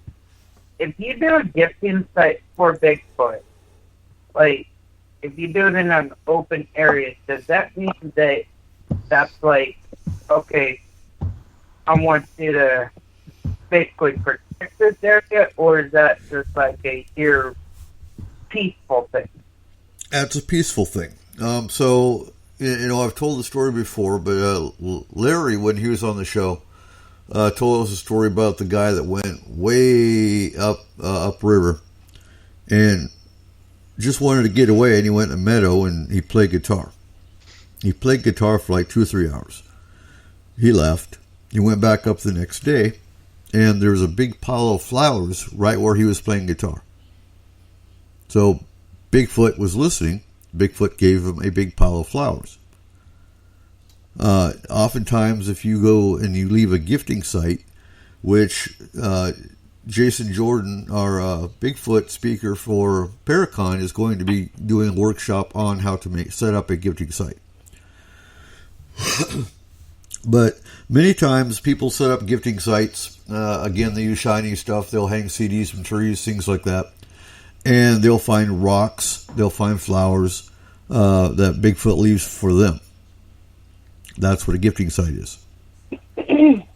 Eric, when you and Cole went up there, tell us what made you determine where to set up the gifting site. How did you come to that conclusion on that specific area? So that specific area had a broken tree. Again, like anything paranormal, you rule out the mundane. And you can see other trees, you can see other areas that they obviously had used a brush cutter to clear away from the wood, or away from the road. But this one particular tree was too far in for a brush cutter to hit, and it wasn't broken naturally. It wasn't. It didn't look. It wasn't cut. No, it wasn't cut, and it was broken like something really tall had snapped this tree in half without breaking it completely. Me being the goofy guy that I am, I automatically thought of Bigfoot leaning against it and it just snapping, and kind of that whole awkward moment where you break something and you just kind of walk away. Yeah, it didn't feel natural, so it felt like a perfect spot to set one up. And where we put the game cam had a perfect notch on a stump, and there were grouse feathers all around like something had killed the grouse and eaten it. Now, it is grouse season, so again, you have to look at the mundane. But it is grouse season, but there was no blood. There was just feathers. It just felt like the spot to put it. Now... Might be... Okay. No, go ahead. Go ahead. Well, Lisa... Might be a weird question, but Keith, do you consider Bigfoot a highly intelligent species? Myself, yes. Certainly not technologically advanced, but absolutely they're extremely intelligent. Very wise may be a better way of putting it, mind you. Okay. You know, it depends on what you call intelligent. Well, I was just thinking that wouldn't it be ironic if Eric was setting up these cameras and they were actually up there thinking, aha, that's where you have them. I'm not going near them. Well, they actually, if you call that intelligence, yeah, they're extremely intelligent. But what you got to remember is when you put a camera up, a camera is not vegetation. And therefore, since it's not vegetation, it's not safe. Right. Right, okay. The thing that I get a kick out of is you don't lose as many cameras as you could because they are a curious crew. Right. And we'll know if we go up there and there's no camera. But it could be a human as well.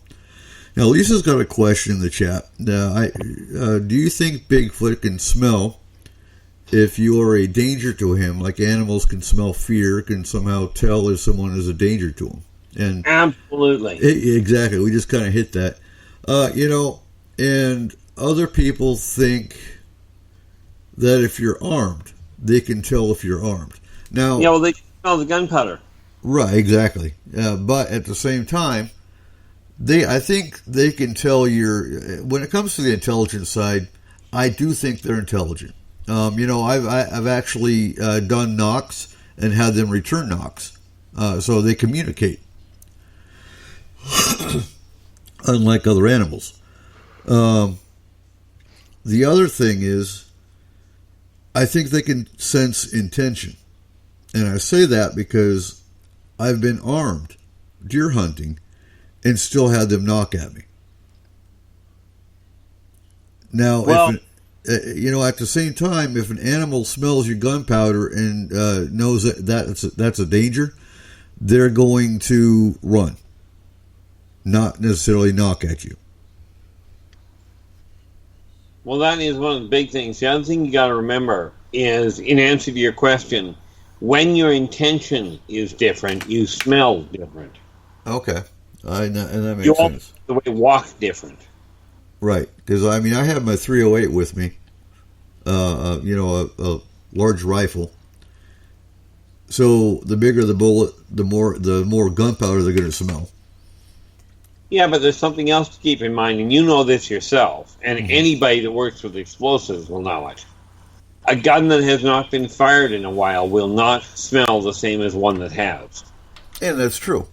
But I've been target practicing getting it sighted in before I went, so it had been fired fairly recently. I think that would come down to instinct as well for them. Yes. Because quite frankly, people feel different. People that go, I'm going out on a Bigfoot hunt. They've got this idea they're going to shoot the first thing and see, which does not make sense to me. So, have you ever heard, and what do you think about these people that say they've got telepathic response from a Bigfoot? Well, I'd like, considering I've never even heard remote from, at least not from Bigfoot, I've never even heard remote response from them that they ever use telepathy. Now, there are humans that will pick up thought, and those people may well be picking up the thought, although it's not because Bigfoot's thinking. Okay. It's not a deliberate broadcast on their part. I would like to try a spirit box, because I know Bill Hauser, I can't remember the whole story, but I know Bill Hauser says he got a Bigfoot response on his spirit box at one point. So I'd be curious. We might try this if we pick up either an app or an actual spirit box and go back up in the same area and see if we can get any kind of communication. Would that be feasible? Keith? Would it be feasible? Yeah. Oh, yeah. Putting a spirit box up, you absolutely could. And it's likely to be received reasonably well if it's built right. Right. So Lisa's got a question. I wonder if Bigfoots stink to other Bigfoots. Not any more than humans do to other humans. I was some Bigfoot are worse than others. Right. Like, oh my God, you've been out in the sun working all day. Yeah.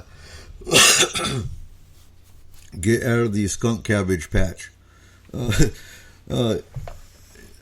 So I've heard that Bigfoot, there's certain areas up on the Baker Lake area, I know that people have actually smelled what they say is a Bigfoot. And he smells like a wet dog. Some people say he smells skunky, musky. What have you heard, Keith?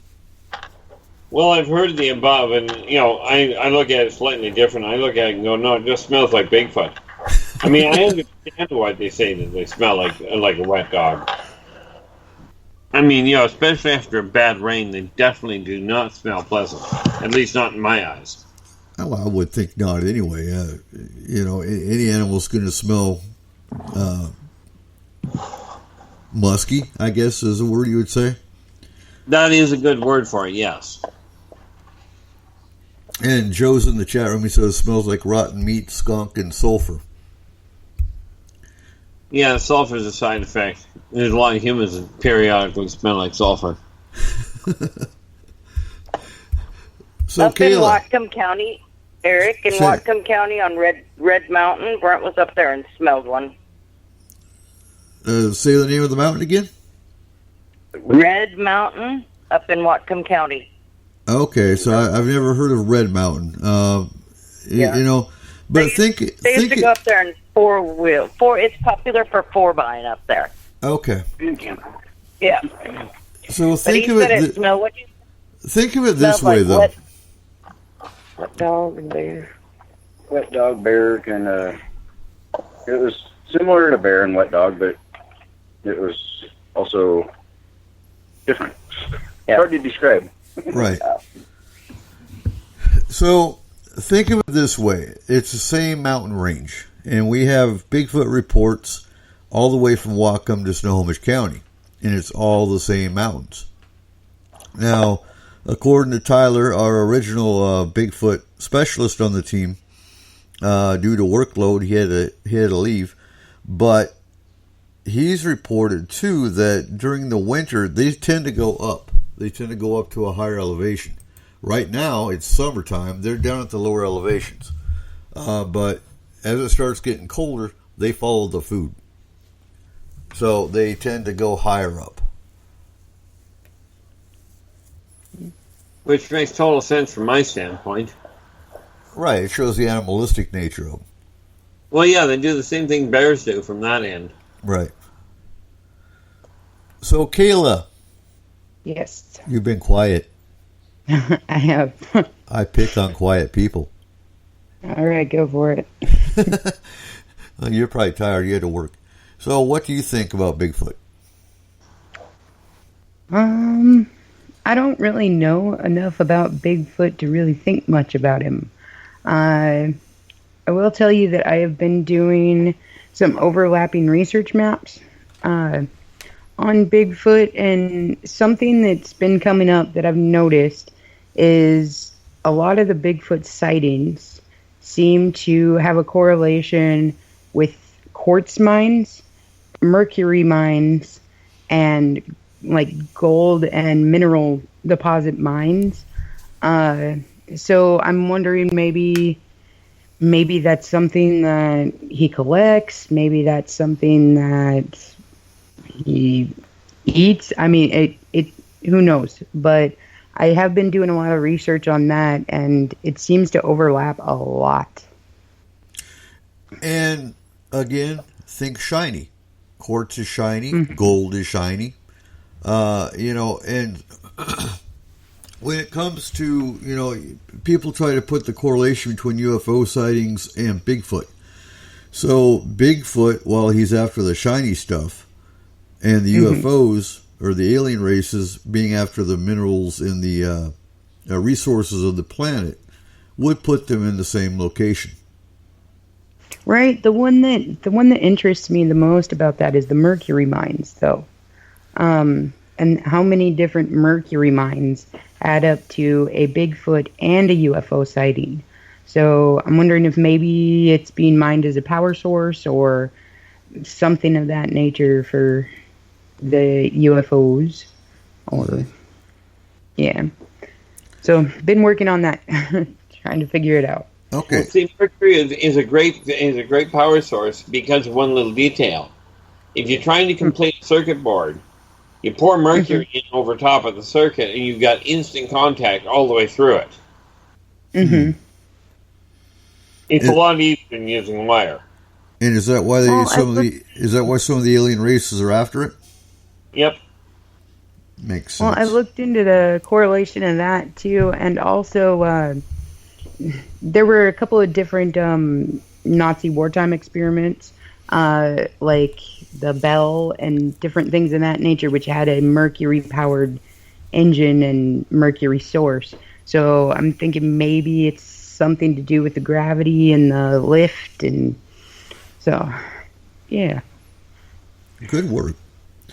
Now, get a large map and put color-coded pins of your Bigfoot, your mines, your UFO reports, and your missing persons.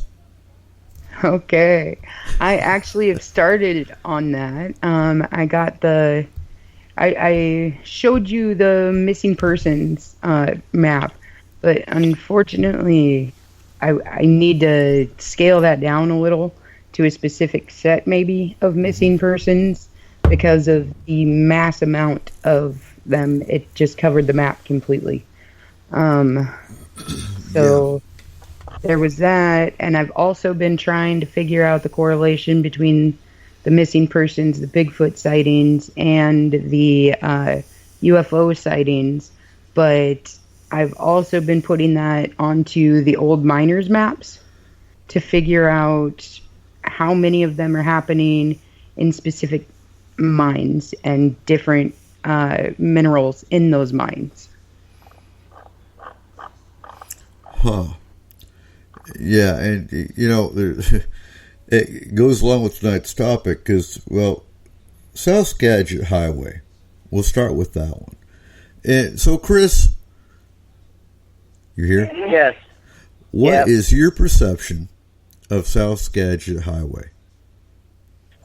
Well, it's creepy. To sum it up.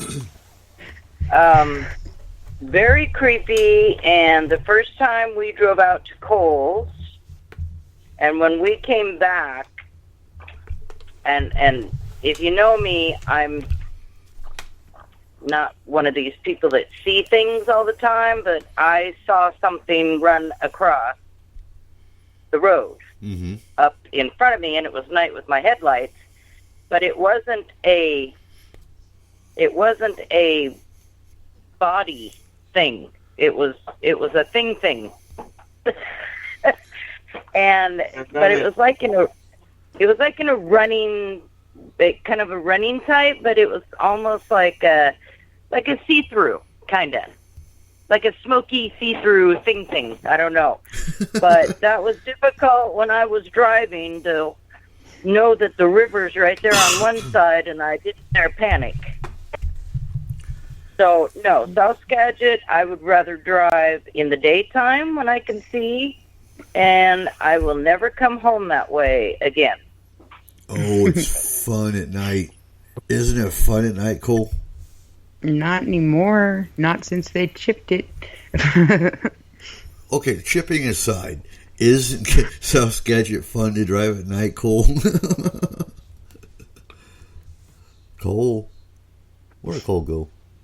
He wouldn't sleep. Kayla, where's Cole? I'm right here. I was Okay. muted. I was talking the whole time. I'm sure you were. This is your fault. All of you were ignoring me. It is a fun road as long as you are an experienced driver, especially at night. If you're not, always take the better highway. And to me, that would be Highway 20. It doesn't matter what road you take, though. We got stupid drivers here, so you're... Yeah. Trust me, you don't have all. And Lisa, for there you go. you're asking what is chipping?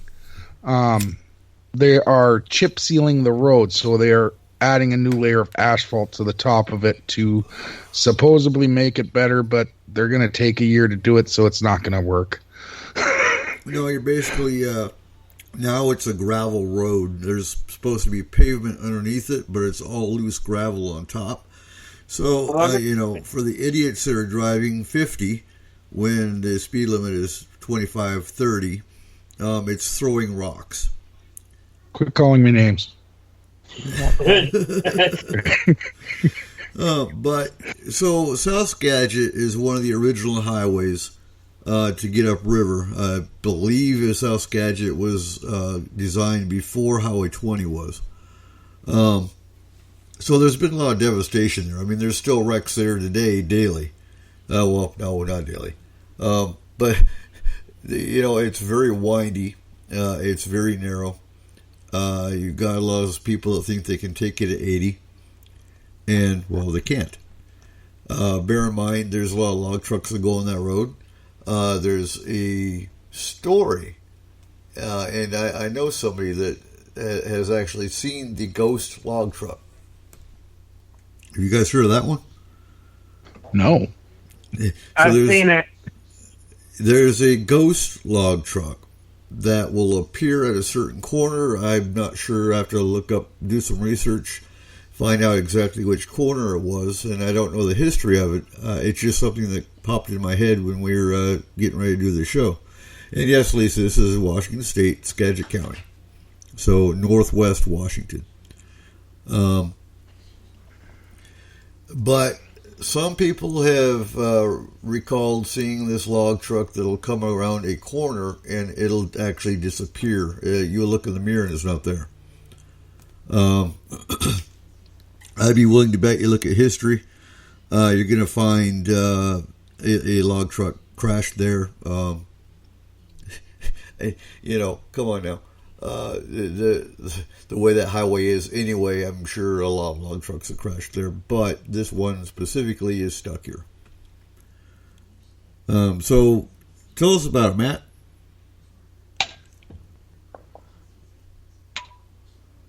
Okay, so I was driving home. It was during the daytime. And I was driving home, and it was around one of the corners. All of a sudden, I seen the semi just come barreling out of nowhere, and then I looked back, and it's just gone. Yeah, that would be the ghost truck. Where it went, but I've also had vehicles at night when I've come back from Kohl's kind of tailgate me and then disappear.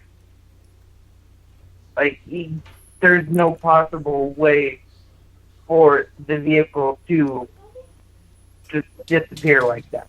No. Those are ghost cars. Yeah. And I love taking it at night just because it's full of Bigfoot reports. I mean, some people are terrified of them. They've had their experiences. Some people, they're excited because, oh my God, I saw Bigfoot, or I heard the knocks, or I've seen the tracks. And of course, I've got my own stories. We've got him here in our own backyard. And again, nothing negative. He knocks. He took my rooster, but that's okay. That's kind of negative. No, he needed to eat. And he was a jerk anyway. Yeah. The rooster, not Bigfoot. No, the rooster. Careful, you're going to get a log through your house if you keep talking like that about Bigfoot. No, the rooster was a jerk. I won't say the other word. You did realize Bigfoot wouldn't throw a log through your house, he'd just take the one your house was made out of. Right. No, we have an agreement with Bigfoot, but I won't go into the agreement. It's classified. Eric, the more you're talking about that and the roadways, and the more I'm sitting here thinking it, because I grew up here in Cedro, so this is my stomping grounds around here. Mm-hmm. That there's, you can drive the back way, like up Highway 9 towards the casino, and it's really wooded area. But that area, and I'm just talking for myself, that area, I'm more prone to watch for deer and things in there. Right. But that whole South Skagit Highway going all the way up past Cole, all the way up towards your area, towards Haystack, I get a gut feeling of Bigfoot's watching. I mean, does that make... Yeah, there's something else, something big. And I've never experienced that amount of an internal feeling in any of these woods, around here. But you're up farther. You're up river, and I'm down here. But there's still a lot of wooded areas down here. But you don't get that feeling, except I don't get that feeling except on that back road. And I think that's because, well, mountains are mysterious. I think the mountains hold mystery. The mountains hold, just like our wilderness or our wooded creature show that we did. You've got Fae, you've got Dogman, you've got canine creatures, you've got Bigfoot, you've got aliens, you've got everything up in the mountains. And that doesn't count the disasters that have happened up here and the, there's even dinosaur bones up here, for crying out loud. Well, it'd be fascinating to find dinosaur up there. Wouldn't it? I said that in the group, actually, I think it was the Concrete group, actually, that, we're not looking for Bigfoot, we're looking for a raptor. You're better off finding Bigfoot. Hey, we found both of them at the Skagit County Fair. We did. There's pictures of it. Cole, where did you go? I'm right here. So what do you think? You think we're going to find Bigfoot? No. No? I'm sorry. We will find... I truly believe we could totally find evidence of Bigfoot, but I don't think he wants to be found. Nope.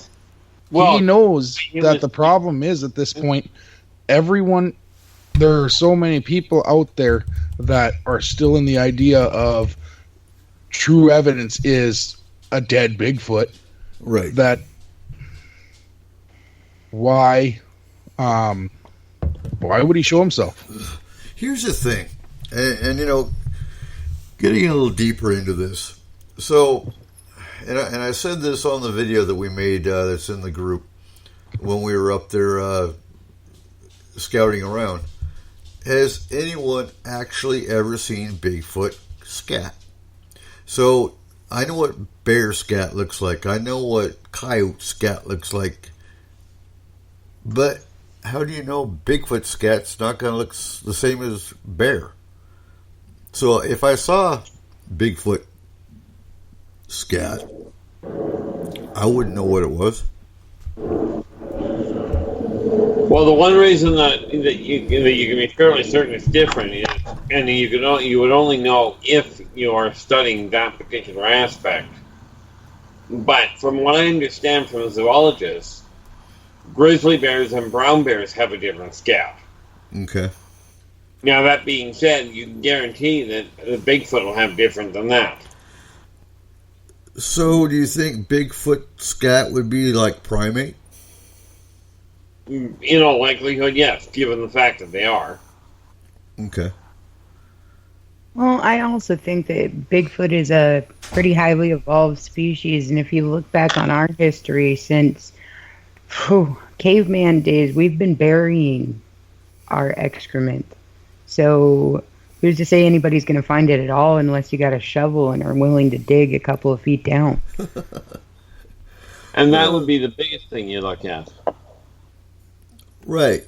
Because, you know, when we went up scouting, we actually found bear scat in the middle of the road.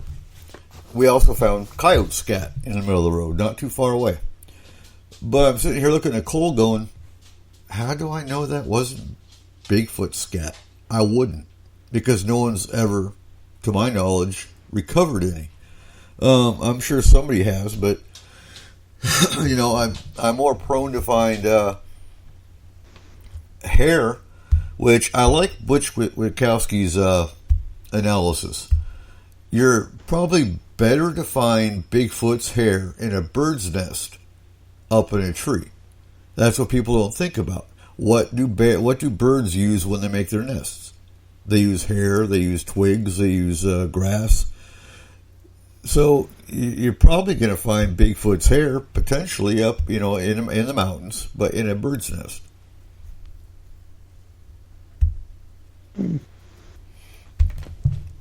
So if we could find Bigfoot hair to have analyzed by Markham, because, you know, again, like I said, you're not going to know if you did find Bigfoot scat. Well, you know, the way that I look at it, too, is Bigfoot, you know, being an evolved species, he doesn't want to be found. If he wanted to be found, he'd be found. He'd let himself be known. So he's probably taking countermeasures to not be, too.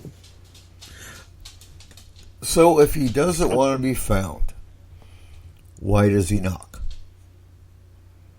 Communication. He's got to let all his other little Bigfoots know that somebody's in the area. But I've had him knock in response to my knocks. And he's got to know it's a human knocking, because he's like, that doesn't even make sense. Knock, knock, knock. I mean, so... You gotta remember, the fact they don't want to be found does not mean they don't want to be communicated with. True. The problem is that humans have a very distinct air about them. Exactly. And it's kind of like trying, you know, humans when they want to party, if you will hold up a white flag. Mm-hmm. Well, the Bigfoot does not understand the concept of a white flag, never mind anything else, from that standpoint. So the logical solution is make contact without giving you a target. Mm-hmm. Well, they've got to be curious about us, too. So if you're trying to communicate with them, well, then maybe they can communicate with you and not have to be afraid of you wanting to shoot or hunt or capture them from a safe distance. Precisely. And, you know, that actually makes sense with what Tyler said, because Tyler went to, North Cross, I think it was, and he said you have to gain their trust. He said he would go to the same spot every day for about 6 months, to the point that they actually knew the sound of his car. They knew it was him. They knew his smell. They would actually toss rocks at him. They would play games.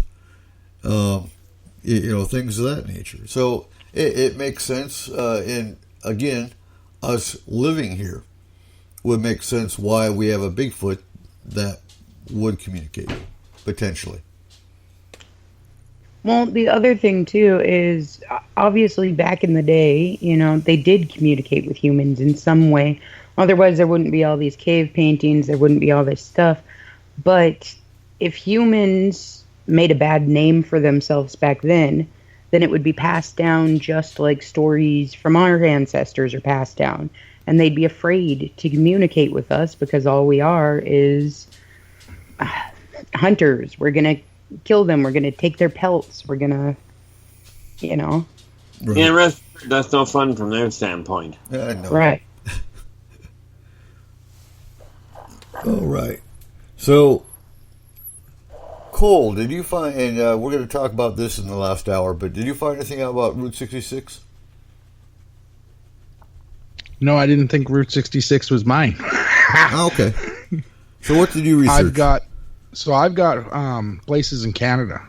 Okay, right on. So actually, where I grew up, there is a paranormal highway right in Drumheller. Awesome. So on the third hour, we'll talk about that. And Matt, did you dig up Extraterrestrial Highway? Who did I give that to? Chris, You or you, gave that to Kayla? me. Yep. Okay, awesome. So I want to hear about Extraterrestrial Highway. Nice. Because that's going to be, well, closed down in September. So Extraterrestrial Highway, I do know it was named that because of Area 51, because of all the sightings. It'd be great if we could find an 18-wheeler truck driver to come on the show sometime and talk about their experiences because, well, who knows haunted highways better than a truck driver? Mm-hmm. Actually, the Extraterrestrial Highway, and I'll get into that when I start talking about it, but also has the mysterious black mailbox on it, where everybody supposedly put secret information to communicate during the spy time. And I believe that was in Rachel, Nevada, was it not? Yes, it was. Just, where was that? That was just on the dirt road before you head towards Area 51, actually. So, yeah. And that makes sense. It's the what they call the lone mailbox. Yes. Yep. That's where the black mailbox came from. I wonder if the men in black use it. No, actually, the guy that owned the mailbox and lived in that house took it down because of so much vandalism and people coming onto his property. But yeah. All right. On that note, folks, we are going to go to our last break for the night. And when we come back, we'll get into Extraterrestrial Highway and the Drumheller, Canada Haunted Highway. So stay tuned. You are listening to S4 on Spreaker.com.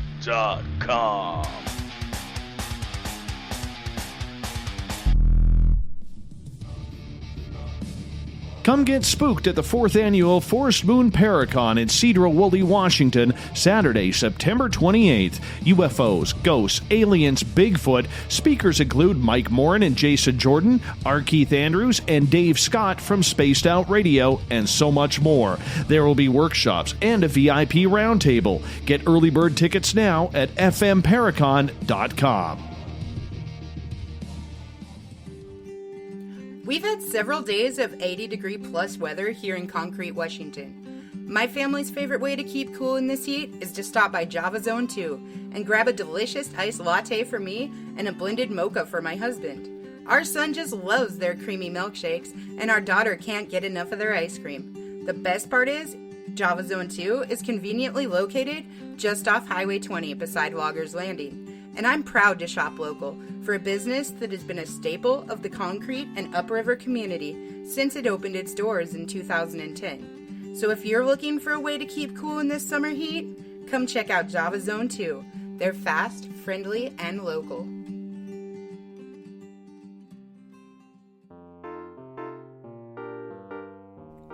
Hello, my name's Cole Wegleitner with Statement of Sound DJ Productions. We do mixing, monitoring, recording, and editing for all your audio needs. For our local listeners in the Skagit area, we are taking bookings for your 2019 events and parties. We have a wide array of music from any genre. Please allow us to help you make these memories last forever. Contact us at 360-999-2830 or on Facebook at www.facebook.com/SOSDJPro.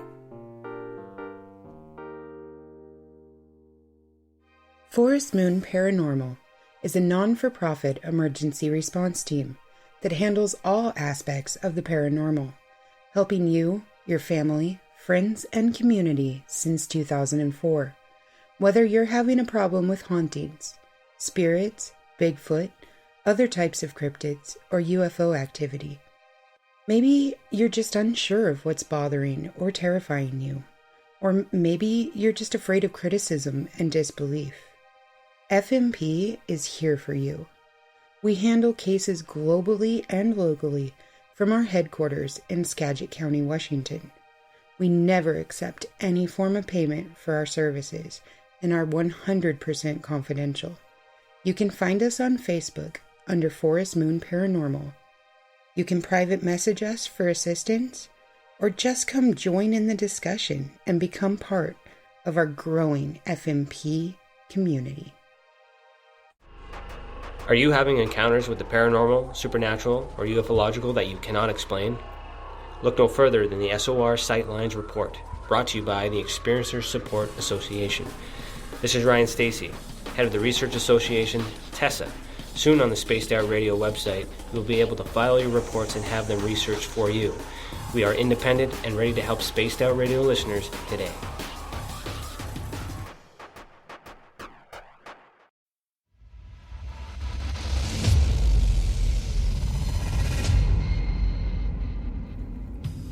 Join us on September 28th at the Cedro-Woolley Community Center for 2019 Forest Moon Paranormal Paracon. VIP All Access passes on sale now at fmparacon.com. Your pass includes all-day admission to see the speakers and workshops, the Ghost Walk, a special VIP workshop, a special round table with the speakers, a Paracon t-shirt, and an FMP Paracon swag bag. These tickets can be purchased from fmparacon.com. Get yours today. Hey everyone, Cole here with S4 Paranormal Radio, the official voice of Forest Moon Paranormal. Looking for a way to get the word out there about your business, group, team, or product? Let us help you. A few clicks is all it takes to get started at s-4radio.com, or you can contact me at 360-999-2830.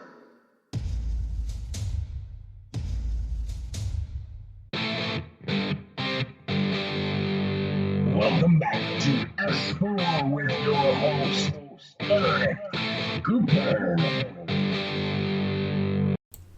Welcome back to S4. Tonight it's Haunted Highways.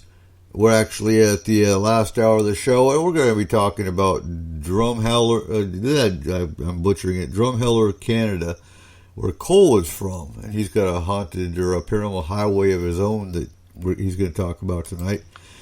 And then, of course, we've got the extraterrestrial highway. So you can find all of our archives at our Spreaker site and on the S4 YouTube channel for all the shows you've missed in the last 3 years. Anyway, back to the show. So let's start with the extraterrestrial highway. All right. Well, extraterrestrial highway. So anybody who doesn't know what the extraterrestrial highway is, it was formerly State Route 375, and it's in south central Nevada, and it's a stretch that stretches about 98 miles. And it's mostly desert, but it does run parallel to the northern edge of Nellis Air Force Range, and that is right next to Area 51. A lot of travelers on the road report encounters with UFOs and strange ET activity. Because of all the activity, the state of Nevada officially designated State Route 375 as the extraterrestrial highway back in the early 90s. So, question for you. Yes. Do you think all these sightings they have, some of them could be, pareidolia or psychiatrically induced because it's Area 51 and there's got to be UFOs? Now, me personally, what I believe all these sightings and activities and everything is test flights. Different types of government vehicles that they're making and testing out in the valley. It was not a very frequented road for a long time. Most of the people that still use the road are military There's a few families that live up that way, but I know that out of Area 51, they started testing different types of aircraft that the U.S. government itself was making. So I believe that a lot of these sightings might just be they're expecting a UFO because, hey, it's the extraterrestrial highway, but all they're really seeing is a new model plane being tested, or jet. And, before all that hoopla, they were actually using it as the atomic bomb testing range as well. Yes. In the same area. So we went to Vegas. Izzy and I went to Vegas here, I guess it's been 3 years now. And we went to the Atomic Bomb Museum right there in Vegas. Very cool place. If you haven't been to it, you got to go check it out. They actually have an Area 51 exhibit. Oh, nice. And they got aliens, and they got, alien artifacts. And, I mean, are they real artifacts? Probably not. But really cool, interesting little museum. It's right there in Vegas. Right on, I can't remember the name of the road or nothing, but I will plug it because it was really interesting, especially coming from a UFO investigator perspective. So, Now, I will tell you, not naming any names at this point, but one of my, I guess you would call him great uncles, actually worked on the Manhattan Project and was one of the people that created one of the mechanisms that fired the atomic bomb. Mm-hmm. So I know that they did a lot of testing out in Nevada for sure. Out in desert lands where they knew they weren't going to affect people with the bomb. Let's see. What else do we got on extraterrestrial highway? Well, so they did a lot of atomic testing there as well as White Sands, New Mexico. Mm-hmm. Yes. Those are the two main places they did atomic testing. I was curious about White Sands. Back in the 40s, there was a contactee. I don't think it was Daniel Fry. It might have been. But there was a contactee that was working at White Sands that actually met what he called a Venusian. Okay. So, well, Keith, a lot of... Sorry. Is Keith still here? Yeah. A lot of the 1940s and 50s contactees all referenced the Venusians. Yes. Were the Venusians common for contacting humans back in that time era? At that point, yes. Okay. So that brings validity to them. Well, the reason that they've tapered off is because Venusians are much more inclined towards the artistic, the peaceful nature. Man took a decided combat orientation, and the Venusians just couldn't deal with it. Right. Okay, sorry about that, Kayla. So what else you got on the extraterrestrial highway? No problem. Well, like I said, the elusive black mailbox. So this, honestly, this poor little farmer dude, he set up a black mailbox in front of his yard, and it became conspiracy theory gold on the fact that the Russian spies and a bunch of different spies in a bunch of different places were putting documentation into this mailbox, and that's how they communicated with each other. Actually, it got so bad for this man that his property was vandalized severely. There were part of his cattle herd was killed in awkward ways, trying to emulate different ways that E.T. supposedly would have done that, but definitely man done. A whole bunch of different horrible stuff happened to him. So actually, he ended up taking down the mailbox and getting a P.O. box instead. But when they renamed it the Extraterrestrial Highway, because of all the lore around the black mailbox, they renamed his road Black Mailbox Road. Oh, that was so nice of them. Right? All right. I'm just curious, Kayla, does it have any statistics about that highway of like more sightings being seen in different years? Or, I mean, just curious about that. Are the sightings depleting, or are they increasing, or, you know? Well, okay, so there were a lot of sightings back in the 40s, 50s, and 60s. A lot more in the 60s. Then it kind of tapered off for a little while there, and then once they renamed it in the 90s, of course, the sightings went up massively since then. Because, well, people are expecting to see it, so they do. Well, here's an interesting fact, too, because early 90s that Bob Lazar actually first came out and said he was an employee of Area 51, specifically in S4.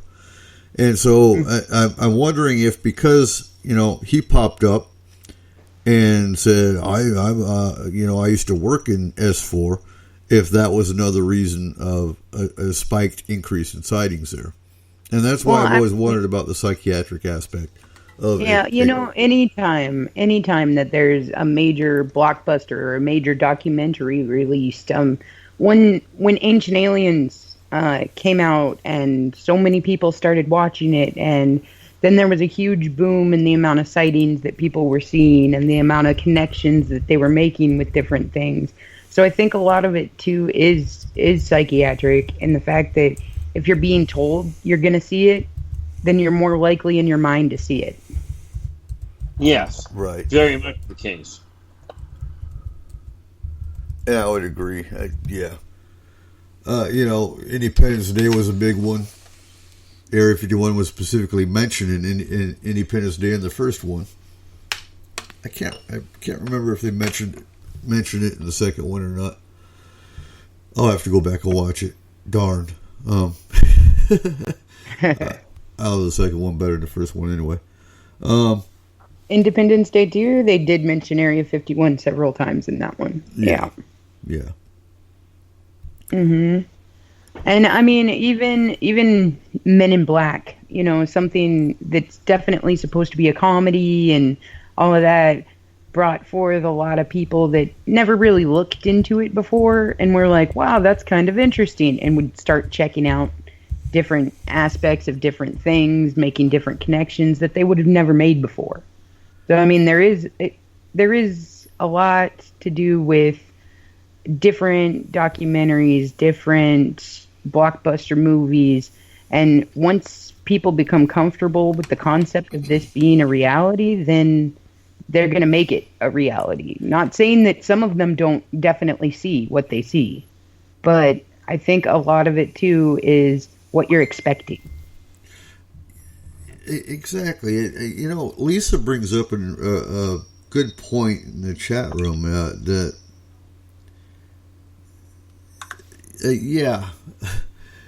the internet opened up a lot more awareness. And I would agree with that. But you're talking the 40s, 50s, and 60s when you had the contactee era. There was no internet. There was no, social media. There was a whole group of individuals all over the planet that came up, and so they were in contact with an alien race. And the more common one was the Venusian, which is why I asked Keith about, were the Venusians in contact with humans back in the 40s and 50s. Because, in Markham and I, when we first started S4 3 years ago, we actually did a show on the contactees. And we talked about, about 20 or 30 different UFO cults, which you got George Applewhite and Heaven's Gate. You've got Daniel Fry. You've got George Adamski. You've got a whole series of them. And they still, without having internet to influence anything, we're talking about meeting alien races. Now, was it because of comic books? Was it because of science fiction? You can point at that. Because, the Little Green Man was a big thing in comic books back in the 40s and 50s. Amazing Stories came out then. Fate Magazine was around back then. But you got to also remember that in the 1938, the War of the Worlds, the big broadcast, Orson Welles' War of the Worlds went across to pretty much everybody. Yeah. Everybody listened to radio back then. And not saying that the specific race itself or anything like that, but that really pushed forward into the 1940s the awareness that there might be something out there, and Keep Your Eyes to the Skies and all of that really started hitting off after the War of the Worlds broadcast. Right on. Yes, very much the case. So cool. Do we have any? Do we have any more on extraterrestrial highway? Not really that much more. Just a lot of different sightings. A lot of different types of ETs. There were people that also stated that they saw different lizard-like creatures. But yeah, that's pretty much it. Actually, there's one more. So what's interesting too? So all the locals are going to go to Dubai here in September. But anyway, the employees of Area 51, aside from the military aspect, the ones that work in S4, the ones that work in the classified areas of Area 51, actually get flown in from the Vegas airport, and they get flown. I've seen the hangar from the airport. It's all white, and it says Janus on it. And they're the Janus airplanes. And there's no windows. They're not allowed to look out. They're not allowed to know where they're going, or it's really intriguing. So if there was nothing on Area 51, now, and not pointing that, there's alien technology, there could be. But either way you look at it, it's got to be classified material anyway, whether it's government secrets that aren't alien, or if it is alien, you never know. Personally, I think they moved it, but again, we don't know. But if there was absolutely nothing there, why all the secrecy, and why the no window airplanes? Why do they fly them in? It's not like a 9-to-5 job. So there's got to be something they're hiding there, or they wouldn't make it a big deal. No, not to say that this is going to happen by any means, but we've seen in the past where the government kind of pushed the concept of UFOs on people just to see the reaction, to see how many people were interested, how many people thought what. So what I'm kind of wondering is maybe with this big push to raid Area 51, if this is actually where full-out disclosure is going to come from. Like a couple weeks beforehand, they're going to say, okay, you know what, don't come and raid it. Here's what's here. And now that they know that there's several millions of people that want to know the truth, that are fully capable of handling the truth, that maybe that's the whole point in this. Oh, I've been corrected. Thank you, PBR. It's not Dubai, it's Belize. Not sure where Belize is. I still don't. And you're absolutely right. I just lost my train of thought. But yeah. And, Tripp's bringing up that, yes, you see the airplanes, but no one has ever seen a single friggin' airplane being loaded up with chemicals for chemtrails. An interesting point. Makes you wonder where the chemtrails come from, or where the chemicals being loaded up in the planes do come from. I would be one to point at Utah. And now I can't think again. What's the base in Utah? Proving Grounds. I know it's a Proving Grounds. I was supposed to go there in 2008, 2009 for BNOC, for staff sergeant school, and it will come to me. So Cole, what do we have on the Paranormal Highway that you dealt with when you were growing up? Okay, so I grew up in Drumheller, Alberta. It's right in just about the center of Alberta, and just outside of Drumheller, there was a small town called East Cooley. Now, East Cooley only has about 200 residents, but in its heyday, in the time of the coal mines, it had over 3,000 people living in it. There is a highway leading from East Cooley to the small town of Dorothy, which only has maybe 15 residents in it now, but it's only ever had less than 100. The highway is Highway 570, and it is considered one of the most haunted roads in Alberta. The reason being is because there have been many reports of coal miners as well as young ladies hitching rides. This is one of the original roads in Alberta. It has been there forever. It leads all the way from Drumheller to the Saskatchewan border.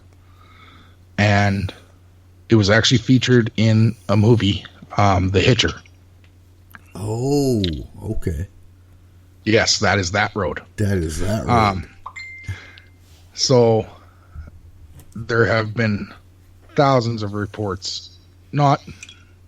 I wouldn't say reports. There's thousands of stories of people driving down that highway at night, seeing a young lady pulling over to give her a ride, and she's not there.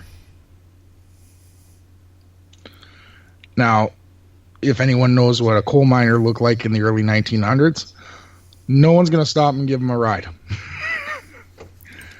They pretty much look like the people of Walmart now. So, no one really stopped for them, but there is reports that they have seen them, including their headlamps that they always wore on their heads. So that's one of them. The other one that is considered actually the most haunted highway is Highway 3, also known as the Crow's Nest Highway. It has over 90 different coal mines through along about a 100-mile stretch through the mountains in between Alberta and BC. In between that, there was a small town called Frank, Alberta, and it is now known as Frank Slide. In 1903, in the wee hours of the morning, almost half a mountain broke off and slid down into the valley, burying between 70 and 90 residents underneath it. It is one of Alberta's biggest mass casualties in its history, including 18 coal miners that were underneath the mountain at the time of the slide. So there is lots of reports of people seeing, because all the rubble is still there, and they actually just took the highway and built it right over top, so you can drive through there at any time. And it is one of our major highways. There's lots of people that say they drive through there and see people digging in the rubble.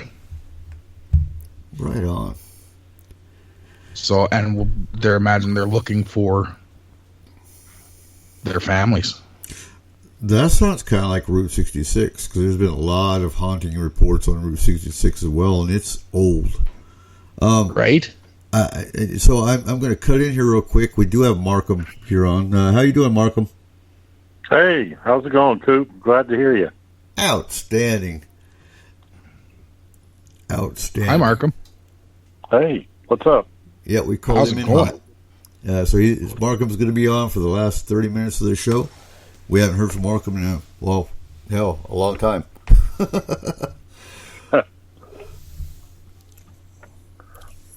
Well, that's one of the advantages to being unemployed. I don't have but I don't have to worry about a boss being PO'd because I'm doing the show while I'm on the clock. Exactly. Now, so Markham's going to be moving here, hopefully, soon towards the end of. Everyone's excited. Markham's on the show tonight. Yeah. So we have to get you a lab set up because we're about to find some Bigfoot here. Well, I tell you, I know they're in that area. You can almost feel them. I mean, some of the people that are more sensitive than me have been in that area where you live and say they felt the energy. Well, and it goes right along with Chris when she said she felt watched driving down South Skagit. Chris? Well, it's kind of creepy, that road is. Well, I noticed the first time I was up there, I thought, oh my God, that was the first driving up to Coop's house. It was like, this is like every Bigfoot documentary or movie I've ever seen. The moss draped pine trees, all that deep woods. And I guess what sealed it for me is when we went up on Haystack that time and heard the wood knock. That wasn't just any wood knock, though. I've never heard that particular knock ever, after that. That had tone to it. Yeah, it had structure. It had it literally sounded like a boom, boom, boom, boom, boom. I mean, it literally had tone, like someone had a drum set, but there's nobody else up there. Right. There was definitely a structure to it. That's because Bigfoot was looking at you guys with your big old beards, and he was communicating with you. Is that what it was? Yeah. He probably thought we were kinfolk.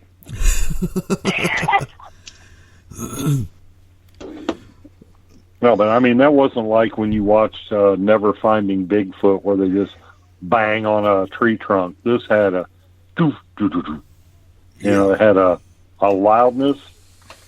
And it wasn't echo because there was a timing difference. I guess the musician in me picked out that rhythmic structure in it. So, Keith. Yeah. Would that, what do you think? Do you think, so the tree knocks, is that their language? That is part of it. And would the tones part of it though? Would the tones of what Markham and I heard be a certain part of that language? Absolutely. Okay. The thing is, they've got a very intricate language. I don't know if you can hear it, but even the type of wood will alter the meaning of their words. So we have Trip in the chat room saying it was a female Bigfoot telling the rest of the ladies to get primped up. Hey, I've been single for a long time. Bigfoot's looking pretty good about now. Oh, and so Cole, have you had a chance to look into that story about the missing child? Which one? The one from Stu Tattle. No. So I'm. Dude, I've been working on your car or your truck. I know the truck's down. The FMP truck is down. Banshee 1. Oh no. So we've named our trucks. So it's Banshee 1, Banshee 2, Banshee 3, and Banshee Headquarters. We like Banshees. I don't think Brent does, but we like Banshees. They're all right as long as it's not your house they're howling out.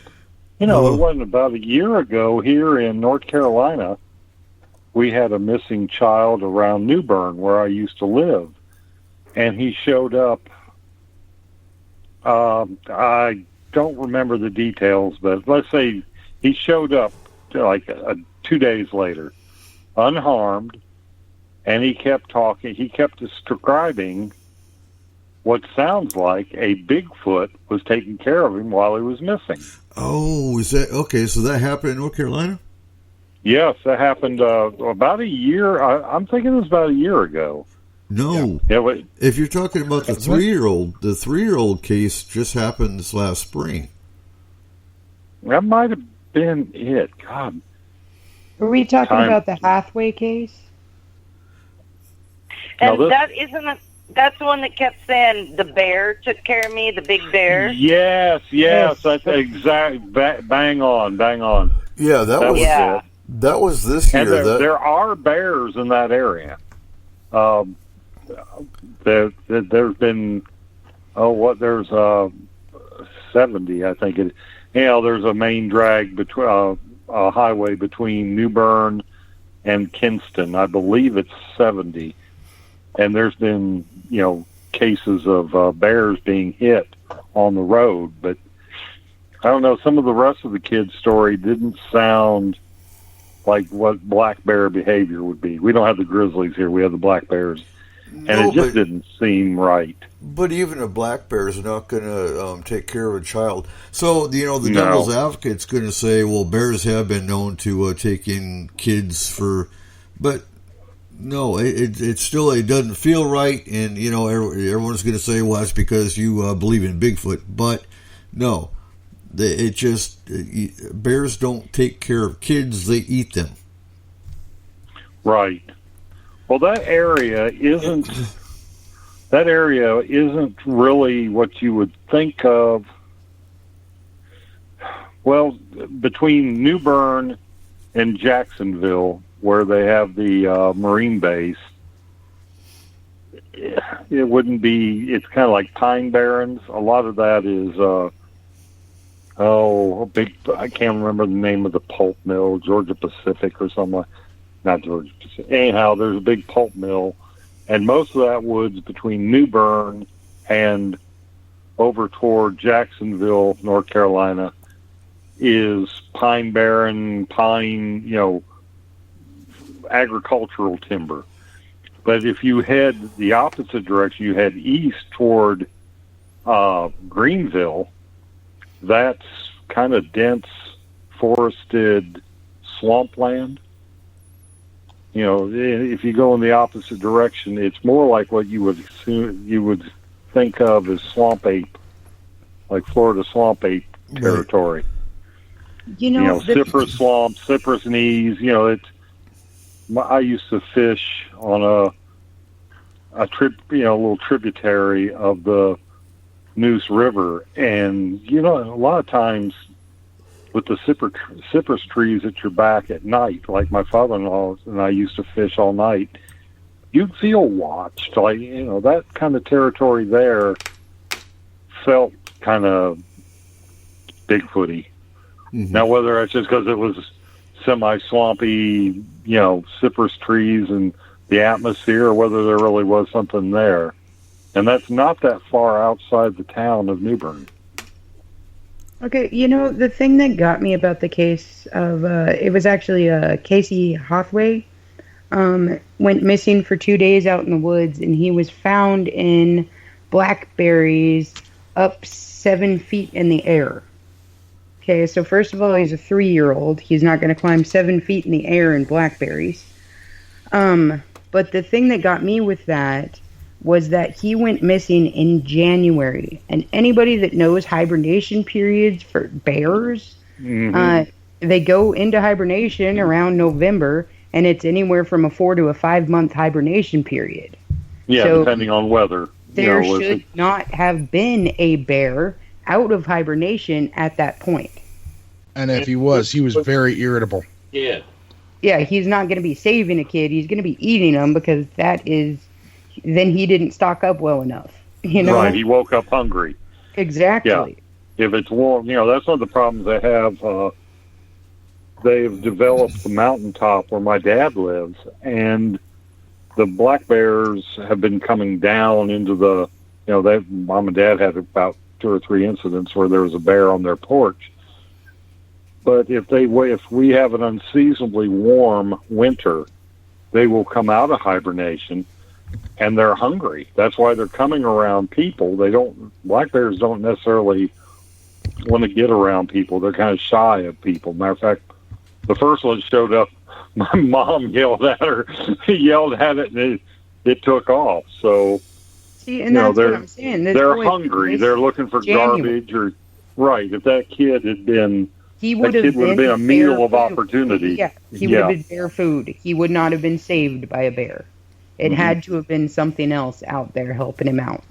So Trip is in the chat room saying there's also no word if the kid smelled either. He was surrounded by water and briars. Due to temps, he had to have been in a den, a cave, a fort, or someone's house. But he's talking about a bear. A bear den or cave, he would have stunk. Right.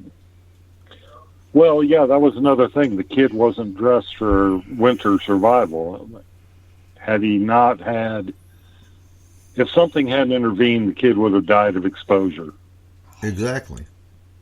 Because even in, people think we're in the South here, but even in, we have unseasonably warm winters. But I don't believe, in January, it's usually too cold for a 3-year-old to survive without something was nurturing or sheltering that kid. Well, see, the thing that I'm wondering about, okay, because everybody says that the Bigfoot would be more in the ape family than anything else, and there has been documented cases of apes helping human beings and keeping them warm and keeping them safe and returning them home for years. There's been several different documented cases of this. So if it's in the same, I guess what we can hope for is if this kid remembers as he ages and gets more of a vocabulary. I mean, you have the ABC books, B stands for bear, or something, things like bears are a familiar. So anything large and hairy, a 3-year-old's going to call a bear. Because they're familiar with the word, they can say the word. Bigfoot isn't or Sasquatch is not necessarily in the lexicon of a 3-year-old's vocabulary, So maybe as this kid gets older and finds out what Bigfoot is, it wasn't a bear. That's what, we can hope. Maybe. Well, but I don't believe that will be validation because he's going to be influenced by everything that happened afterwards as well. And that's what the skeptics will definitely jump on. Right.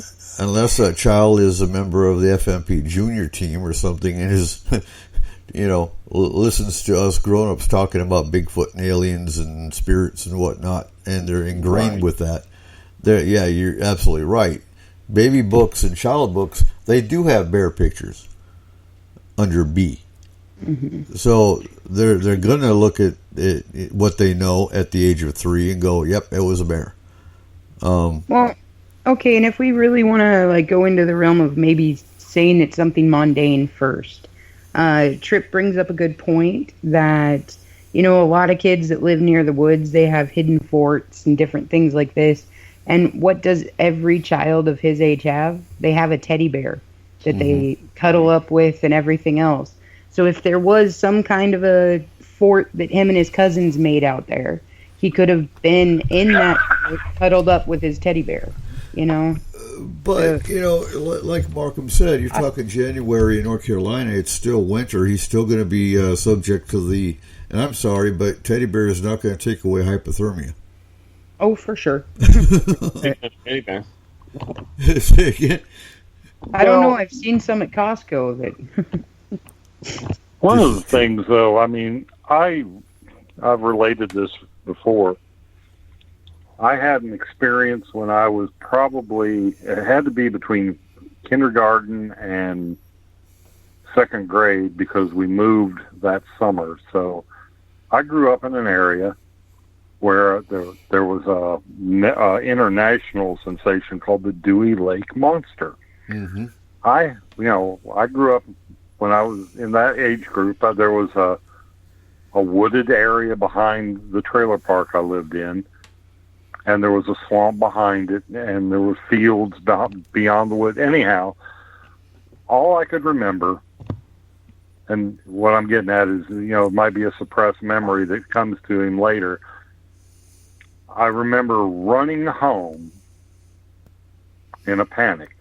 I don't remember why I was panicked, but I ran through some fresh concrete, and the guy that was pouring the sidewalk followed me home to tell my parents, and I had gotten physically ill, and I'd thrown up. My mom had me wrapped in a blanket, and when the guy came to the door, something traumatic had happened to me.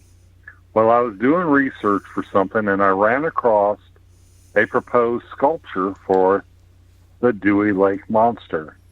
Now, here's where suppressed memory gets tricky.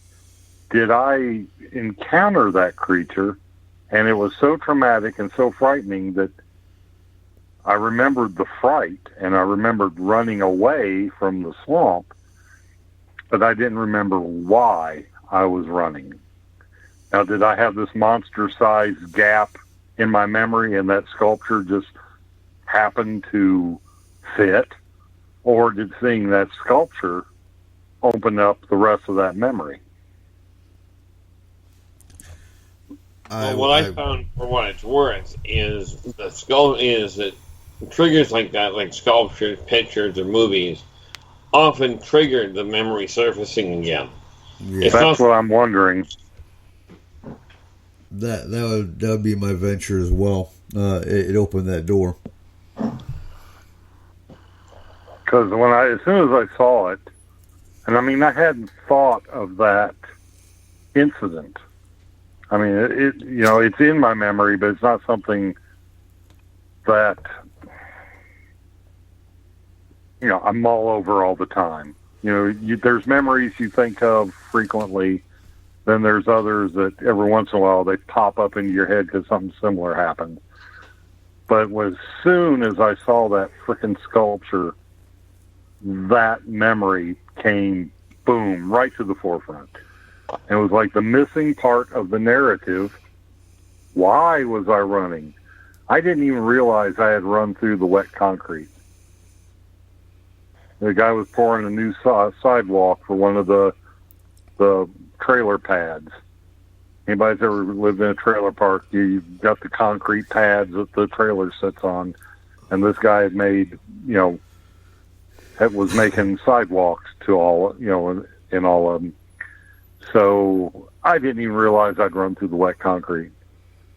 It was when it was people were putting two and two together when I got home with concrete, wet cement on my feet, my shoes, but I don't know, when I saw that thing, boom,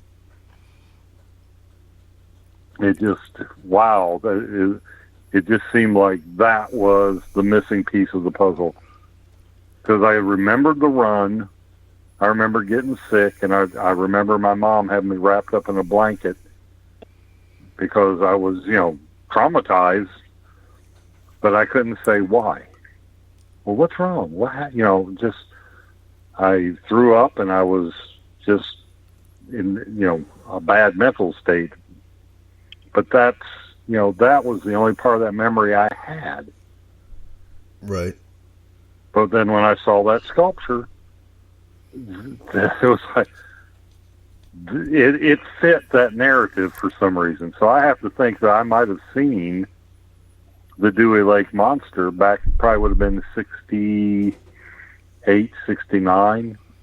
And I think the peak of that was in the 59, 60, 62-ish.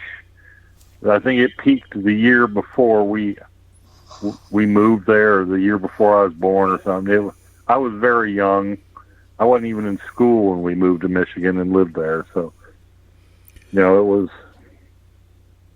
the possibility. Lisa, I think I was probably, I was old enough to run, so I wasn't a toddler anymore. So I'm thinking 6, but somewhere between 5 and 7. Because because by 3rd grade we had moved out to our place on Dutch Settlement Road. That was, ironically, I never encountered anything there, and we had this probably, God, 400-acre swamp. You know, our woods, the swamp, and the woods behind our place would have been probably prime, you know, Bigfoot but there were always stories in there, not just the Dewey Lake Monster, but in our area where that zone was probably 20 miles from Dewey Lake. You know, there was still, you know, there was a lot of creeks and rivers through there, and you know, it was the kind of territory that kind of creature would exist, and there were stories about it. I think one of my dad's friends said he encountered something that, you know, he didn't see it, but he knew it was there and it was watching him. And there's one of the guys my dad worked with, there was another lake near Dewey Lake called Priest Lake. The guy went out on there one time and swore he'd never go out again. And he wouldn't talk about it other than, you know, Dad said, you know, Dad had a boat at the time. It's like, I think I'll go fish on Priest Lake. And this guy said, no, you don't want to do that. He wouldn't elaborate, but something, you know, scared the hell of, you know, an adult man, factory worker, you know, blue collar, hard nose. And it was enough to scare this guy off that lake.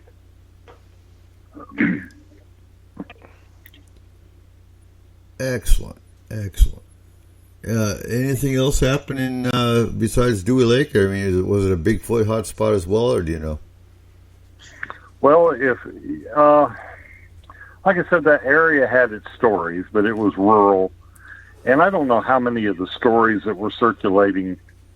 The funny thing about the Dewey Lake Monster is when it was happening, it was literally international news. If you do a Google search for Dewey Lake Monster, you will find, you know, people were coming from all over when when it peaked. I believe there were, I wrote an article on it. I'm going to have to drag it out again and refresh myself. It seems like the police forces of 3 different counties were involved. You had Berrien County, Cass County, and it seems like there was another county and the state police all involved in, you know, the investigation and the search. Plus, once the word got out, you had people coming from all over the country, armed to the teeth. You know, we're going to kill the Dewey Lake Monster. But it was quite the sensation. However, very few people. I grew up. I used to swim in Dewey Lake when I was a little kid. My mom, it was walking distance from where the trailer park. Mom and I would walk.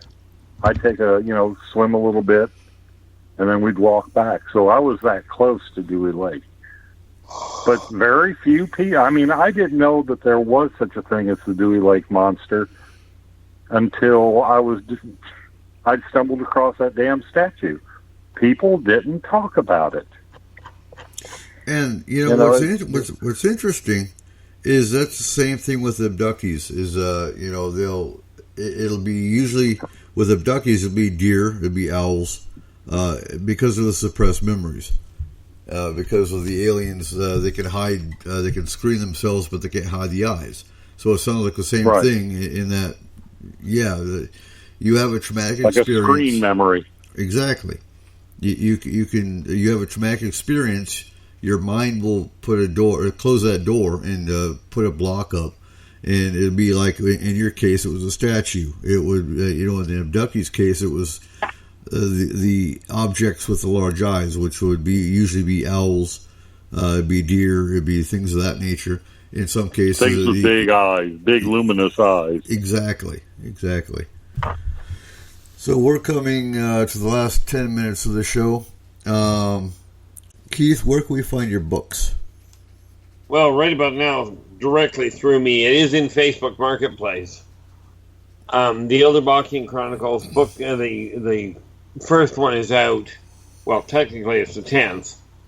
It's out on the Facebook Marketplace, but if you order them directly through me, which is the easiest way to find me is Facebook or on YouTube, you can get them there.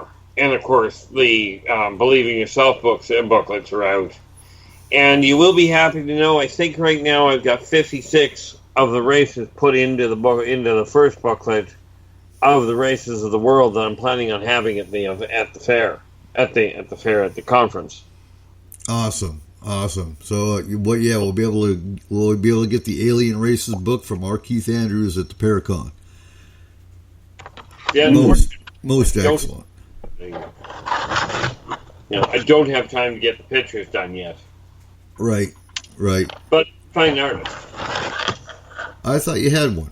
So, for our listeners, if you're a good artist, we're looking ideally for someone that can do like a forensic artist style writing, basically taking the description of an alien race from Keith and drawing it out is what we're looking for. Exactly. Markham, do you have a show yet? No. It's right now everything's kind of focused on,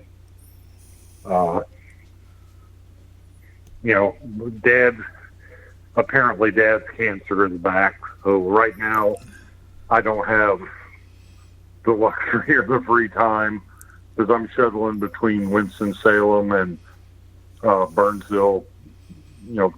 He doesn't have a car anymore, so I'm kind of responsible for getting him to his appointments and stuff. I'm just not in a place where I can do that. Right. I do have some scripts. I do have some outlines and some source material that I'm ready to do a show. Excellent. But hopefully by first of the year. And that'll be awesome. And ideally, again, you'll be moving up here by the first of the year. Would be great. I might wait for the spring, fall. Right. You can't imagine why. And where can we find Fringe? We are KTLK, thefringe.fm, and we've got our Facebook page and we have our homepage. If you just put in the Fringe, you get you either get the television show or another broadcast. But if KTLK, thefringe.fm will bring you right to our doorstep. Excellent. And you're half owner of that network. Right. I was doing some producing for Lighting the Void, but like I said, family issues kind of put all my extracurricular activities on hold. I hear you. And Cole, where can we find Statement of Sound DJ services? You can find us on Facebook at www.facebook.com/SOSDJPro. You can also call me at 360-999-2830. Awesome. So for next week, we are doing I'm just going to say we're going to have an interesting roundtable. And I'm going to leave it at that. Because if everything works out, I'm kind of strapped with school right now. So if I can get the time with all the projects I've got going on, we might have a special roundtable next week with some different paranormal teams just to, spice it up a little bit. And I'm thinking here. Obviously we got Paracon coming up. What we do have coming up too in October, Chris, so October 2nd, you have another extended care class coming up, right? No, October 9th. 9th, okay. Tell us a little bit about that real quick. Just anybody that wants to join the team and learn how to interact and help the clients after their case has been worked on by the astral team, and get them back on their own feet, get them back in charge of their own lives, then I'm going to be teaching the EC class. Again, that's... And you dropped. Huh. It's not S4 if either you or somebody doesn't. So, yeah. No, I want to clarify, too. So, you have to be sympathetic. You have to be almost empathic, have empathy to be on the extended care team. That takes a special person to be on that team because you are guiding that client. You have to understand what that client's going through. So it just can't be anybody. You can't be cold. You can't be, you're just, you need to do this and this and this. You have to be empathic. Understand what that client's going through and be able to guide them, as well as be able to answer questions. So we're getting down to the last 4 minutes of the show. We're going to wrap it up here. I want to thank Michael Hall for coming on the first hour, UFOI team. Eric Markham, our FMP scientist, for coming on the last half hour. Always awesome to have our scientist on. Oh, it's always great to be here. Exactly, yeah. It has been interesting, that's for certain. Our Keith Andrews, our alien race specialist. Cole and Kayla. Cole's our technical analyst. Kayla's our research specialist and team leader of the junior team. And Chris and Brent Dodge. Chris of the extended care and Brent from the astral team. So, yeah, Trip.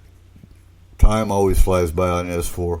So stay tuned next week. You all have a safe week. Keep your eyes to the skies. You want to get your S4 Eric? mug? Yeah, go ahead. Just a reminder to everyone, the VIP tickets are still on sale, but they are going, so they are starting to sell out. So make sure you get yours before they get out. We're out of them. Because we only have so many, and then they're gone. Yeah, with the VIP tickets are limited. We only have 100. And once they're gone, they're gone. You're not getting into the VIP. So what the VIP gets you is... Well, go ahead, Cole.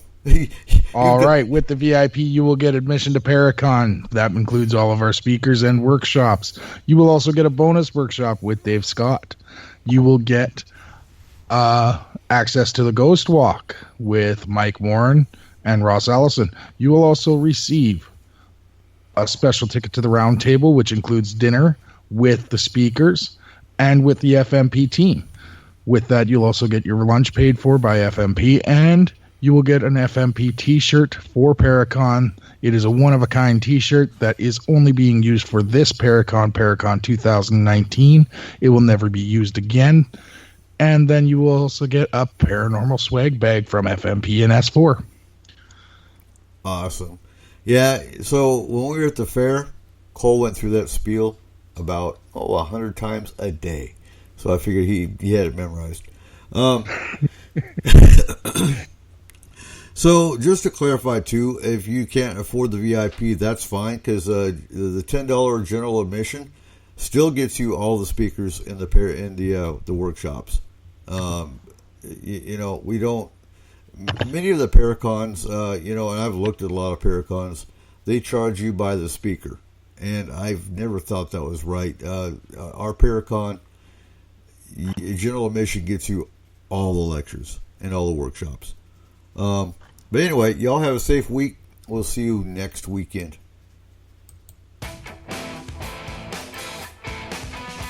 Ladies and gentlemen, thank you for joining us tonight on S4, the official voice of Forest Moon Paranormal.